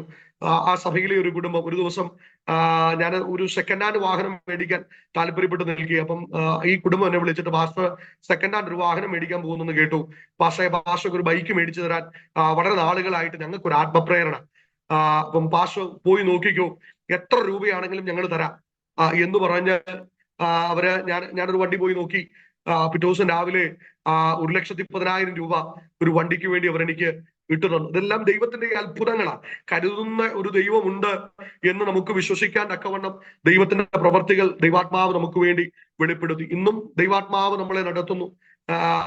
അനേക വേദികളിൽ ദൈവം അയക്കുന്നുണ്ട്. പ്രത്യേകിച്ച് എനിക്ക് ഏറ്റവും സന്തോഷമുള്ള ഒരു കാര്യം ഞാൻ എപ്പോഴും പറയാറുള്ളത്, ഞാൻ ഇന്നലകളിൽ സേവിച്ചുകൊണ്ടിരുന്ന ദൈവങ്ങൾ അല്ലെങ്കിൽ ദേവന്മാർ ഇന്നത്തെ ശുശ്രൂഷയിൽ പലരുടെയും ശരീരത്തിൽ നിന്ന് അഴിഞ്ഞു പോകുന്നത് കാണും. ഇപ്പൊ ഞാൻ ശുശ്രൂഷിക്കുന്നത് കുട്ടമ്പുഴ എന്ന് പറയുന്ന സ്ഥലത്താണ്. ഞാനിവിടെ വന്ന ആദ്യ ദിവസങ്ങളിൽ ഞങ്ങളുടെ സഭയിൽ തന്നെ 3 സഹോദരിമാർക്ക് പൈശാചികമായി ബന്ധിക്കപ്പെട്ട് 3 സഹോദരിമാർ അവർ സൗഖ്യം പ്രാപിച്ചത് ഈ ദേശത്ത് വലിയൊരു സാക്ഷ്യമായിരുന്നു. അനേക ഇടങ്ങളിൽ ദൈവത്തിന്റെ ആത്മാവ് ഇന്നും ഞങ്ങളെ ഉപയോഗിച്ചുകൊണ്ടിരിക്കുന്നു. ഞങ്ങളുടെ കുടുംബം, സഹോദരി എല്ലാവരും വിശ്വാസത്തിലാണ്. സഹോദരി റാന്നിയിലാണ് വിവാഹം കഴിച്ചിരിക്കുന്നത്. അവിടെ ചർച്ച് ഓഫ് ഗോഡിൽ അവർ ആരാധന നടത്തി പോരുന്നു. ഞങ്ങളും സന്തോഷമായിട്ട് പോകുന്നു. ദൈവത്തിന്റെ ആത്മാവ് ഇന്നും നടത്തുന്നു. ഒരുപാട് സന്തോഷം. പക്ഷെ ഞങ്ങൾ ഇപ്പൊ ശുശ്രൂഷിക്കുന്നത് കുട്ടമ്പുഴയിലാണെന്ന് ഞാൻ പറഞ്ഞു. ഇതൊരു വനമേഖലയാണ്. കുട്ടമ്പുഴ എന്ന് പറയുന്നത് ഒരു വനമേഖലയാണ്. തട്ടേക്കാടൊക്കെ നിങ്ങൾ കേട്ടിട്ടുണ്ടാകാം. അപ്പം ഈ വനത്തിൽ കൂടിയാണ് ഞങ്ങൾ പലപ്പോഴും യാത്ര ചെയ്ത് വരേണ്ടി വരുന്നത്. ഇപ്പം പലപ്പോഴും മീറ്റിങ്ങുകൾ കഴിഞ്ഞ് രാത്രിയിലൊക്കെ വരുമ്പോൾ ഈ ആനയുടെ ശല്യമൊക്കെ ഉള്ളൊരു മേഖലയാണ്. പക്ഷെ ഇന്ന് വരെ നമുക്ക് യാതൊരു അപകടവും സംഭവിച്ചില്ല. പക്ഷെ ഒരിക്കൽ എന്റെ വൈഫിന് അവളുടെ മുഖത്ത് പഴുതാരയാണെന്ന് തോന്നുന്നു. ഞങ്ങളുടെ ചർച്ചിൽ ഒരു ഉപവാസ പ്രാർത്ഥന നടക്കുക. രാവിലെ ഉച്ച കഴിഞ്ഞ് ആരാധന കഴിഞ്ഞ് അവളുടെ മുഖത്തെന്തോ കടിച്ചു. ഞങ്ങൾ രണ്ടുപേരും വലിയ കാര്യമാക്കിയില്ല. വൈകുന്നേരത്തെ മീറ്റിംഗ് കഴിഞ്ഞു. അപ്പോഴും അവള് മുഖത്ത് എന്തോ ഓയിൻമെന്റ് ഒക്കെ ഇട്ടു. എന്നോട് പറഞ്ഞു കുഴപ്പമില്ലെന്ന് പറഞ്ഞു. പക്ഷേ പിറ്റേ ദിവസം രാവിലെ ഞായറാഴ്ച ആരാധന 8 മണിക്ക് ഇവിടെ ആരാധന തുടങ്ങുന്നത്. അപ്പം രാത്രി ഒരു 2 മണിയായപ്പം ഞരക്കം കേട്ടാ ഞാൻ എഴുന്നേക്കുന്നത്. ഞാൻ നോക്കുമ്പം ഇവിടെ മുഖം വല്ലാതെ നീര് വെച്ച് ഇരിക്കുക, ഭയങ്കര വേദന. അപ്പം നല്ല മഴ പെയ്യുന്നു. അപ്പൊ ഞാൻ പറഞ്ഞു, എടി ആശുപത്രി പോ, ഇവിടെ ക്ലിനിക്കുകളുണ്ട്, നമ്മുടെ ക്ലിനിക്കുകളുണ്ട്. ഞാൻ പറഞ്ഞു എവിടെയെങ്കിലും പോയി നമുക്ക് ഇഞ്ചക്ഷൻ എടുക്കാം. പക്ഷേ അന്ന് രാത്രി ഞങ്ങൾ ഇവിടുന്ന് പോയി. പക്ഷേ ഒരു ക്ലിനിക്കും ഒരിടത്തും, ഈ കുട്ടമ്പുഴയിലെ ഒരു ക്ലിനിക്ക് പോലും തുറന്നിട്ടില്ല. പക്ഷെ ഇവക്ക് നല്ലപോലെ വേദന എടുക്കുന്നുണ്ട്. ഈ കാട് കടന്നു പോകാൻ ഞങ്ങളുടെ ഉള്ളിൽ പേടിയുണ്ട്. കാര്യം ഈ 2 മണി 3 മണി ആ സമയത്തായി ആന ഇറങ്ങുന്നത്. അപ്പം ഞങ്ങൾക്ക് എന്ത് ചെയ്യണമെന്ന് അറിയത്തില്ല. പക്ഷെ പ്രാർത്ഥിച്ച് ഞങ്ങൾ ഇവിടുന്ന് കടന്നുപോയി. പക്ഷെ നല്ല മഴ, ദൈവത്തിന്റെ കൃപയെന്ന് പറയട്ടെ. ഞങ്ങള് കീരമ്പാറ എന്ന് പറയുന്ന സ്ഥലത്ത് കാട് കടന്നു ചെന്നു. ഞങ്ങൾ ആനയെ കണ്ടില്ല. ഞങ്ങൾ അവിടെ ചെന്ന് ഡോക്ടറോട് പറഞ്ഞപ്പോൾ ഡോക്ടർക്കും വലിയ അത്ഭുതമായി. രാത്രിയിൽ നിങ്ങൾ ഈ മഴയത്ത് കാട് കടന്ന് വന്നു എന്ന് പറഞ്ഞത്. തിരിച്ച് അതുപോലെ തന്നെ കുറച്ചു നേരം അഡ്മിറ്റ് ആയിട്ട് ഞങ്ങൾ മടങ്ങി വന്നു. ദൈവം കരുതി എന്ന് പറയുന്നത് പോലെ യാതൊരു അപകടങ്ങളും സംഭവിക്കാതെ ദൈവത്തിന്റെ ആത്മാവ് ഞങ്ങളെ തിരിച്ചു കൊണ്ടുവന്നു. ഈ ദേശത്തും ദൈവം കൃപയാൽ ഞങ്ങളെ പ്രയോജനപ്പെടുത്തുന്നു. ഞങ്ങൾ വരുമ്പം ആലയത്തിന്റെ പണി പൂർത്തീകരിക്കപ്പെട്ടിട്ടില്ലായിരുന്നു. ഇവിടെ വന്നു കുറെ കാര്യങ്ങൾ ദൈവകൃപയിൽ ആശ്രയിച്ച് ചെയ്യാൻ ദൈവത്തിന്റെ ആത്മാവ് ഞങ്ങളെ സഹായിച്ചു. ഇപ്പോഴും ശുശ്രൂഷകളിൽ ഞങ്ങൾ മുൻപോട്ട് പോകുന്നു. നിങ്ങളുടെ പ്രാർത്ഥന പ്രത്യേകിച്ച് നിങ്ങൾ ശ്രദ്ധിച്ചിട്ടുണ്ടാകും. എന്റെ മുഖത്ത് ഒരു ചെറിയ സ്വെല്ലിംഗ് ഉള്ളത് AVM എന്ന് പറഞ്ഞ ഒരു രോഗമാണ്. എനിക്കൊന്ന് ജന്മനാ ഉള്ള ഒരു രോഗമാണ്. ഞാൻ 2015-16 കാലഘട്ടങ്ങളിൽ ഇത് ചെറിയൊരു സ്വെല്ലിങ്, എന്റെ ഈ കവിളിനേക്കാൾ ചെറിയൊരു സ്വെല്ലിങ് ഇവിടെ ഉണ്ടായി. അപ്പോൾ എന്റെ മാതാപിതാക്കൾ ക്യാൻസർ ആണെന്ന് പറഞ്ഞ് എന്നെ നിർബന്ധിച്ചതുകൊണ്ട് ഞാൻ ഹോസ്പിറ്റലിൽ പോയി ടെസ്റ്റ് ചെയ്തു. ടെസ്റ്റ് ചെയ്തതിന് ശേഷം ഇതിനകത്തൊരു ബ്ലഡ് ക്ലോട്ട് ഉണ്ടായി. അപ്പൊ അതിന്റെ ഒരു ചെറിയ പ്രയാസം. എനിക്ക് സംസാരിക്കുന്നതിലോ ഭക്ഷണം കഴിക്കുന്നതിലോ ബുദ്ധിമുട്ടില്ല. കാഴ്ചക്കാർക്ക് കാണുന്നവർ എപ്പോഴും ചോദിക്കും എനിക്കിതുണ്ടെന്ന് അറിയത്തില്ല, പക്ഷെ കാഴ്ചക്കാരെല്ലായ്പ്പോഴും എന്താ ഭാഷമുഖത്ത് എന്നൊരു ചോദ്യം ചോദിക്കും. പക്ഷേ എന്നിരുന്നാലും എന്റെ ട്രീറ്റ്മെന്റും കാര്യങ്ങളും ഇപ്പൊ നടക്കുന്നുണ്ട്. ദൈവം സഹായിച്ച് അനുഗ്രഹമായിട്ട് മുമ്പോട്ട് പോകുന്നു. അങ്ങനെ ഞങ്ങളുടെ ശുശ്രൂഷകൾ കൃപയാൽ മുൻപോട്ട് പോകുന്നു. ദൈവത്തിന്റെ ആത്മാവ് നടത്തിയ അനേക വഴികൾ നമുക്ക് വർണ്ണിച്ചാൽ തീരാത്ത, പൗലോസിന്റെ വാക്കുകൾ പോലെ പറഞ്ഞു തീരാത്ത ദാനനിമിത്തം ദൈവത്തിന് സ്തോത്രം എന്ന് പറയുന്നത് പോലെ എണ്ണിക്കൂടാത്ത നന്മകൾ ദൈവത്തിന്റെ ആത്മാവ് ഇന്നോളം ജീവിതത്തിൽ തരുന്നു. ഇന്നും നടക്കുന്നുണ്ടെങ്കിൽ നിൽക്കുന്ന വേദികളിലൊക്കെ ഞാൻ പറയുന്ന ഏക കാര്യം, ഉടുത്ത വസ്ത്രവും കഴിക്കുന്ന ഭക്ഷണവും സകലതും ദൈവത്തിന്റെ ദാനമാണ്. പലപ്പോഴും ഞാൻ ചിന്തിച്ചിട്ടുണ്ട്, എനിക്കൊരു അഡ്രസ് ഇല്ലായിരുന്നു. ഒരു കടക്കാരന്റെ മകനെന്ന് ഒരു കാലത്ത് സകലരാരും വിളിക്കപ്പെട്ട് എല്ലായിടങ്ങളിലും തലകുനിക്കപ്പെട്ട് നിന്ദിക്കപ്പെട്ട് ജീവിച്ചൊരു വ്യക്തിക്ക് ഇന്നൊരു അഡ്രസ്സ് ഉണ്ടെങ്കിൽ അത് കർത്താവായ യേശു ക്രിസ്തുവിന്റെ ദാനമല്ലാതെ മറ്റൊന്നുമില്ല. എന്നെ കേൾക്കുന്ന അരോമ TVയുടെ പ്രേക്ഷകരോടും ഞാൻ പറയുന്ന, ഒരു പക്ഷേ ഞാൻ കടന്നുപോയ അതേ സാഹചര്യത്തിൽ കൂടെ, അതേ മാനസിക നിലകളിൽ കൂടെ, വേദനകളിൽ കൂടി ആയിരിക്കാം നിങ്ങൾ കടന്നു പോകുന്നത്. ഞങ്ങൾ പ്രസംഗിക്കുന്ന കർത്താവായ യേശു ക്രിസ്തുവിന് നിങ്ങളുടെ അവസ്ഥകൾക്ക് ഭേദം വരുത്താൻ കഴിയും. 2010 2024 ഒരു വർഷം ഞങ്ങളുടെ മനസ്സിലില്ല. ഇന്ന് മണ്ണിനടിയിൽ ഒരുപക്ഷെ ഞങ്ങളുടെ ശരീരാവയവങ്ങൾ, അസ്ഥികൾ പോലും ബാക്കി ഉണ്ടാകുമോ എന്നറിയത്തില്ല. ഇതൊക്കെ നശിച്ചു പോകേണ്ട കാലഘട്ടത്തിൽ 2024 ഈ ഒരു മാധ്യമത്തിൽ കൂടെ നിങ്ങളോട് സാക്ഷ്യം പറയാൻ എനിക്ക് അവസരം തന്നത് കർത്താവാണെങ്കിൽ, ഈ കേൾക്കുന്ന പ്രേക്ഷകരോട് ഞാൻ പറയുന്നു, എത്ര നിരാശയുടെ പടുകുഴിയിൽ നിങ്ങളാണെങ്കിലും, ആത്മഹത്യയുടെ വക്കിൽ നിങ്ങൾ ഇപ്പോൾ ഇരിക്കുന്നെങ്കിലും, ഇന്ന് ഞങ്ങളോട് ചേർന്ന് നിങ്ങൾക്കും വിശ്വസിക്കാൻ കഴിയുന്നുവെങ്കിൽ, ഈ യേശുവിനെ ഹൃദയത്തിലേക്ക് സ്വീകരിക്കാൻ കഴിയുന്നുവെങ്കിൽ, എന്റെ കുടുംബത്തെ, എന്റെ മാതാപിതാക്കളെ, എന്റെ സഹോദരിയെ, കുടുംബത്തെ ഒക്കെ വിടുവിച്ച ദൈവം നിങ്ങളെയും വിടുവിക്കാൻ മതിയായവനാണ്. അതിന് കർത്താവ് നിങ്ങളെ സഹായിക്കട്ടെ. വിശേഷാൽ അരോമ TVയിൽ കൂടി ഇപ്രകാരം എന്റെ സാക്ഷ്യം അനേകരോട് പങ്കുവയ്ക്കാൻ ഒരു വേദി ഒരുക്കി തന്ന പ്രിയ ഡാനിയൽ ജോൺ പാസ്റ്റർക്ക് ഞാൻ പ്രത്യേകം നന്ദി പറയുന്നു. എന്നെ കേട്ടുകൊണ്ടിരുന്ന പ്രേക്ഷകരോടുള്ള നന്ദിയും ഞാൻ അറിയിക്കുന്നു. ദൈവം എല്ലാവരെയും ധാരാളമായി അനുഗ്രഹിക്കുമാറാകട്ടെ. ആമേൻ. താങ്ക് യു കർത്താവ് പാസ്റ്റർ അംജിത്. അനുഗ്രഹീതമായ ജീവിതാനുഭവം, ദൈവം നടത്തിയ അത്ഭുതകരമായ വഴികൾ, ദൈവനാമ മഹത്വത്തിനു വേണ്ടി അരോമ TVയുടെ ശ്രോതാക്കളുമായി പങ്കുവയ്ക്കുവാൻ സമയം വേർതിരിപ്പാൻ കർത്താവ് കൃപ ചെയ്തതോർത്ത് ഞാൻ ദൈവത്തിന് സ്തോത്രം ചെയ്യുകയും കർത്താവിൻ്റെ ദാസനോടുള്ളതായ നന്ദി സ്നേഹവിതരണത്തിൽ അറിയിക്കുകയും ചെയ്യുന്നു. ദൈവം ഒരു വ്യക്തിയെ തിരഞ്ഞെടുത്ത് ആ വ്യക്തിയെ ദൈവം രൂപപ്പെടുത്തി ദൈവരാജ്യത്തിൻ്റെ ഭാഗമാക്കി തീർക്കുന്നത് എത്ര ശ്രേഷ്ഠകരമായ അനുഭവങ്ങളിലൂടെയാണ്. അതൊരിക്കലും ഒരു മനുഷ്യൻ്റെയും മനസ്സിലോ ഹൃദയത്തിലോ തോന്നാത്ത, ഒരു വ്യക്തിയുടെയും പ്ലാനിൽ, പദ്ധതിയിൽ പെടാത്ത അത്ഭുതകരമായ വഴികളാണ് ദൈവത്തിൻ്റെ വഴികളെന്ന് ആ ജീവിതത്തിലൂടെ അനുഭവിക്കുന്ന ഒരു വ്യക്തിക്ക് മാത്രമേ അത് മനസ്സിലാക്കുവാൻ കഴിയുകയുള്ളൂ.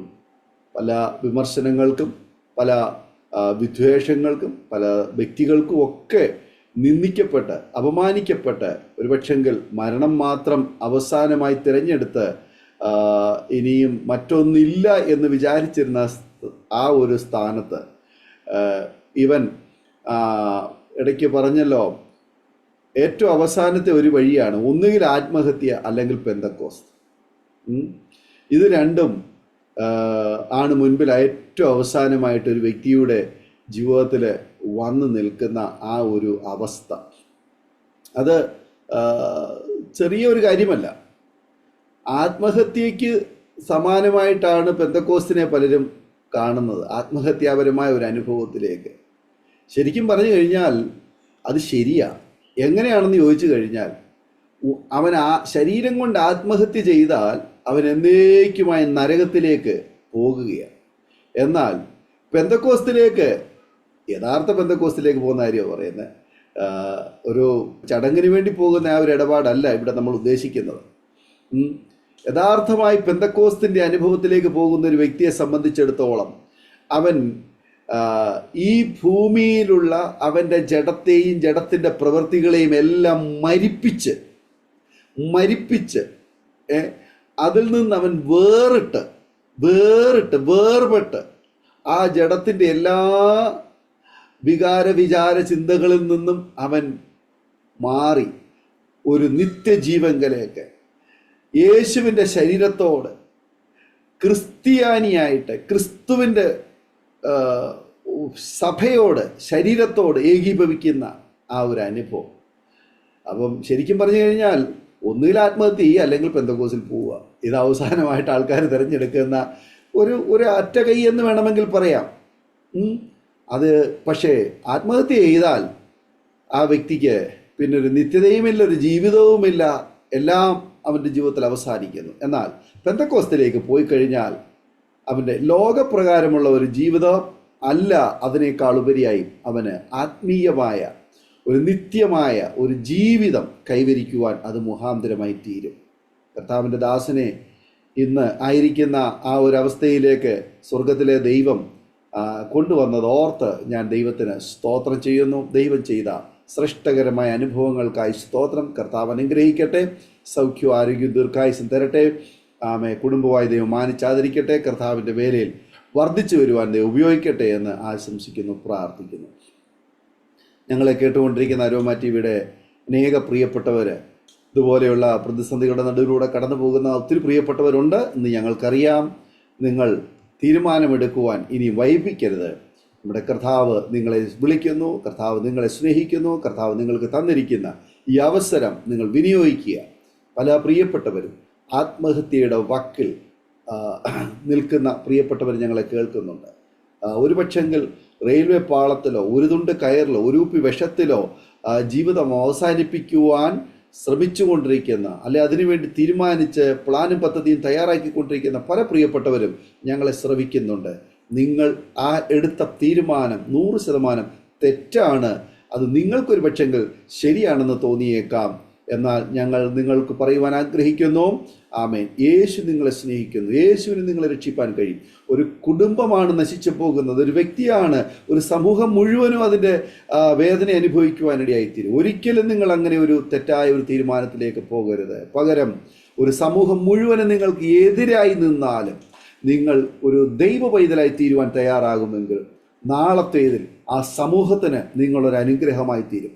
നിങ്ങൾ എല്ലാവരാലും അംഗീകരിക്കപ്പെടുന്നവരും ആദരിക്കപ്പെടുന്നവരുമായി തീരും. ദൈവത്തിന് പ്രയോജനമുള്ള, ഉപയോഗിക്കപ്പെടുന്ന ഒരു അനുഗ്രഹിക്കപ്പെട്ട ഒരു വ്യക്തിയായി കർത്താവിന് വേണ്ടി പ്രയോജനപ്പെടുവാൻ തക്കവനുവേണ്ടിയായിത്തീരും. കർത്താവിൻ്റെ ദാസൻ അംജിത്തിലൂടെ നമുക്ക് ആ വാക്കുകൾ കേൾക്കുവാൻ കഴിഞ്ഞല്ലോ.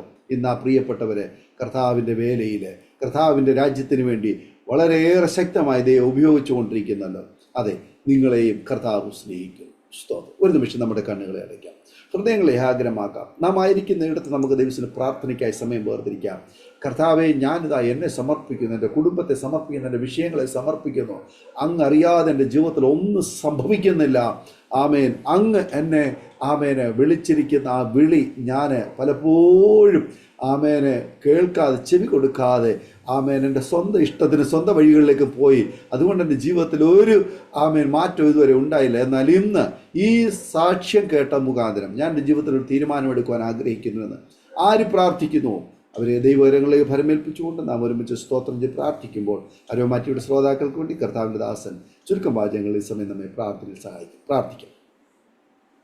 ഞങ്ങളെ സ്നേഹിക്കുന്ന നല്ല ദൈവമേ, സ്വർഗീയ നല്ല പിതാവേ, ഇന്ന് ഈ സാക്ഷ്യ വാക്കുകൾ കേട്ട അരോമ ടിവിയുടെ എല്ലാ പ്രേക്ഷകരെയും ദൈവകരങ്ങളിൽ ഏൽപ്പിച്ച് പ്രാർത്ഥിക്കുന്നു. ഇത് അനേകരിലേക്ക് കടന്നു ചെല്ലുവാൻ, അനേകർ കർത്താവിനെ അറിയുന്നതിന് ഇതൊരു മുഖാന്തരമായി തീരുവാൻ ദൈവത്തിന്റെ ആത്മാവ് കൃപ ചെയ്യണം. കർത്താവെ, അടിയൻ കടന്നുപോയ സാഹചര്യത്തിലൂടെ കർത്താവെ, മരണത്തിന്റെ വക്കിൽ, മരണത്തിന്റെ പാശത്തിൽ അകപ്പെട്ട് കിടക്കുന്ന ആരെങ്കിലും ഉണ്ടെങ്കിൽ അവരുടെ വീണ്ടെടുപ്പിനായി, വിടുതലിനായി ഞങ്ങൾ പ്രാർത്ഥിക്കുന്നു. പ്രത്യേകിച്ച് അരോമ TV കർത്താവേ അതിന്റെ പ്രവർത്തനങ്ങളെ ഓർത്ത് ഞങ്ങൾ സ്തോത്രം ചെയ്യുന്നു. അതിന് നേതൃത്വം വഹിക്കുന്ന പ്രിയ കർത്താവിന്റെ ദാസനെ ദൈവകരങ്ങളിലേക്ക് ഏൽപ്പിക്കുന്നു. സ്വാർത്ഥമായി അനേകരുടെ വിടുതലിന് വേണ്ടി, അനേകരെ ദൈവത്തിന്റെ വെളിച്ചത്തിലേക്ക് നടത്തുവാൻ തന്റെ മകന് കൊടുത്തിരിക്കുന്ന ദർശനങ്ങൾക്കായി സ്തോത്രം. ഇനിയും അനേകരെ കർത്താവിന് വേണ്ടി ആദായപ്പെടുത്തുവാൻ തന്റെ മകനെ അങ്ങ് ബലപ്പെടുത്തണം. കർത്താവെ, ഞങ്ങളെ കേട്ട എല്ലാ പ്രിയപ്പെട്ടവരെയും പിതാവിന്റെയും പുത്രന്റെയും പരിശുദ്ധാത്മാവിന്റെയും നാമത്തിൽ അനുഗ്രഹിച്ച് അവകാശം പറഞ്ഞ് ഞങ്ങൾ പ്രാർത്ഥിക്കുന്നു. വലിയ വ്യതിയാനങ്ങൾ ദൈവത്തിന്റെ ആത്മാവ് വെളിപ്പെടുത്തണം. അതിന്റെ സമാധാനം അവരുടെ മേൽ വെളിപ്പെടുവാനിടയായി തീരണം. സ്വർഗം അങ്ങനെ ചെയ്യും. ദൈവിക സമാധാനത്തിൽ ഞങ്ങളെ സൂക്ഷിക്കും. മഹത്വം അങ്ങേക്ക് യേശു ക്രിസ്തുവിന്റെ നാമത്തിൽ തന്നെ. ആമേൻ. താങ്ക് യു കർത്താവദാസൻ അംജിത്ത്. ഇത്രത്തോളം സമയം അനുഗ്രഹിക്കപ്പെട്ട ജീവിതാനുഭവവും സാക്ഷ്യവും ദൈവം നടത്തിയ അത്ഭുതകരമായ വഴികളെയും കുറിച്ച് ദൈവനാമ മഹത്വത്തിനുണ്ട് അരോമ ടിവിയുടെ പ്രേക്ഷകരോടൊപ്പം പങ്കുവയ്ക്കാൻ സമയം വേർതിരിച്ചതിന് കർത്താവിന്റെ ദാസനോടും കുടുംബത്തുള്ളതായ നന്ദി സ്നേഹത്തിൽ അറിയിക്കുന്നു. ദൈവമായ കർത്താവ് ധാരാളം അനുഗ്രഹിക്കട്ടെ. സൗഖ്യാരോഗ്യം ദീർഘായുസ്സ് നിന്ന് കർത്താവ് ശക്തമായി ഉപയോഗിക്കട്ടെ എന്ന് ആശംസിക്കുന്നു, പ്രാർത്ഥിക്കുന്നു. അതുപോലെ തന്നെ ഞങ്ങളെ കേട്ടുകൊണ്ടിരുന്ന അരോമ ടിവിയുടെ ഓരോ ശ്രോതാക്കളുള്ളതായ നന്ദി സ്നേഹത്തിൽ അറിയിക്കുന്നു. നിങ്ങൾക്ക് ഈ സാക്ഷ്യം അനുഗ്രഹമായി തീർന്നുവെങ്കിൽ തീർച്ചയായിട്ടും നിങ്ങളുടെ പ്രിയപ്പെട്ടവർക്ക്, സുഹൃത്തുക്കൾക്ക് ഷെയർ ചെയ്ത് കൊടുക്കുക. അവരും കേട്ട് അനുഗ്രഹിക്കപ്പെട്ട് അതിലൂടെ ദൈവനാമയപ്പെടുക മുഖാന്തരമായി തീരുമല്ലോ. മാത്രമല്ല, നിങ്ങളുടെ വലിയ അഭിപ്രായങ്ങളും നിർദ്ദേശങ്ങളും കമൻറ്റ് ബോക്സിൽ രേഖപ്പെടുത്താവുന്നതാണ്. അതുപോലെ തന്നെ നിങ്ങൾക്കൊരു പ്രാർത്ഥനാ വിഷയമുണ്ട്, ഞങ്ങളുമായി ബന്ധപ്പെടുവാൻ ആഗ്രഹിക്കുന്നെങ്കിൽ സ്ക്രീനിൽ കാണുന്ന വാട്സപ്പ് നമ്പറിൽ ഞങ്ങളെ അറിയിക്കും. ഞങ്ങൾ നിങ്ങൾക്ക് വേണ്ടി പ്രാർത്ഥിക്കാം. അടുത്ത് അനുഗ്രഹിക്കപ്പെട്ടൊരു സാക്ഷ്യവും ജീവിതാനുഭവവുമായി വീണ്ടും കാണുമ്പോൾ എല്ലാ പ്രിയപ്പെട്ടവർക്കും good bye. God bless you all. ഓർമ്മയുടെ മനോരഥത്തിൽ മായാത്ത ഓർമ്മയ്ക്കായി അരോമ മാട്രിമോണിയിൽ നിന്നും ജീവിത പങ്കാളിയെ കണ്ടെത്തൂ. നിങ്ങൾ ഒരു ക്രിസ്തീയ ജീവിത പങ്കാളിയെ അന്വേഷിക്കുകയാണോ? അതോ മക്കൾക്ക് അനുയോജ്യമായ ഒരു തക്ക തുണയ്ക്കു വേണ്ടി പ്രാർത്ഥിക്കുന്ന വ്യക്തിയാണോ? എങ്കിൽ അരോമ മാട്രിമോണി നിങ്ങൾക്ക് വേണ്ടിയാണ്. ഇന്നു തന്നെ സൗജന്യമായി രജിസ്റ്റർ ചെയ്യൂ. അരോമ മാട്രിമോണിയുടെ പ്രത്യേകതകൾ: രജിസ്ട്രേഷൻ തികച്ചും സൗജന്യം. ലോകത്തെവിടെയുമുള്ള അനുയോജ്യമായ ക്രിസ്തീയ ജീവിത പങ്കാളിയെ തിരഞ്ഞെടുക്കാം. വിവാഹം നടക്കുന്നതുവരെ സർവീസ് ലഭിക്കുന്നു. ഏറ്റവും ചെറിയ പാക്കേജുകളും തിരഞ്ഞെടുക്കാം. അരോമ മാട്രിമോണി നിങ്ങൾക്കായി ഒരുക്കുന്നു വിവാഹം പരമാനന്ദം. Email aroma matrimony2020@gmail.com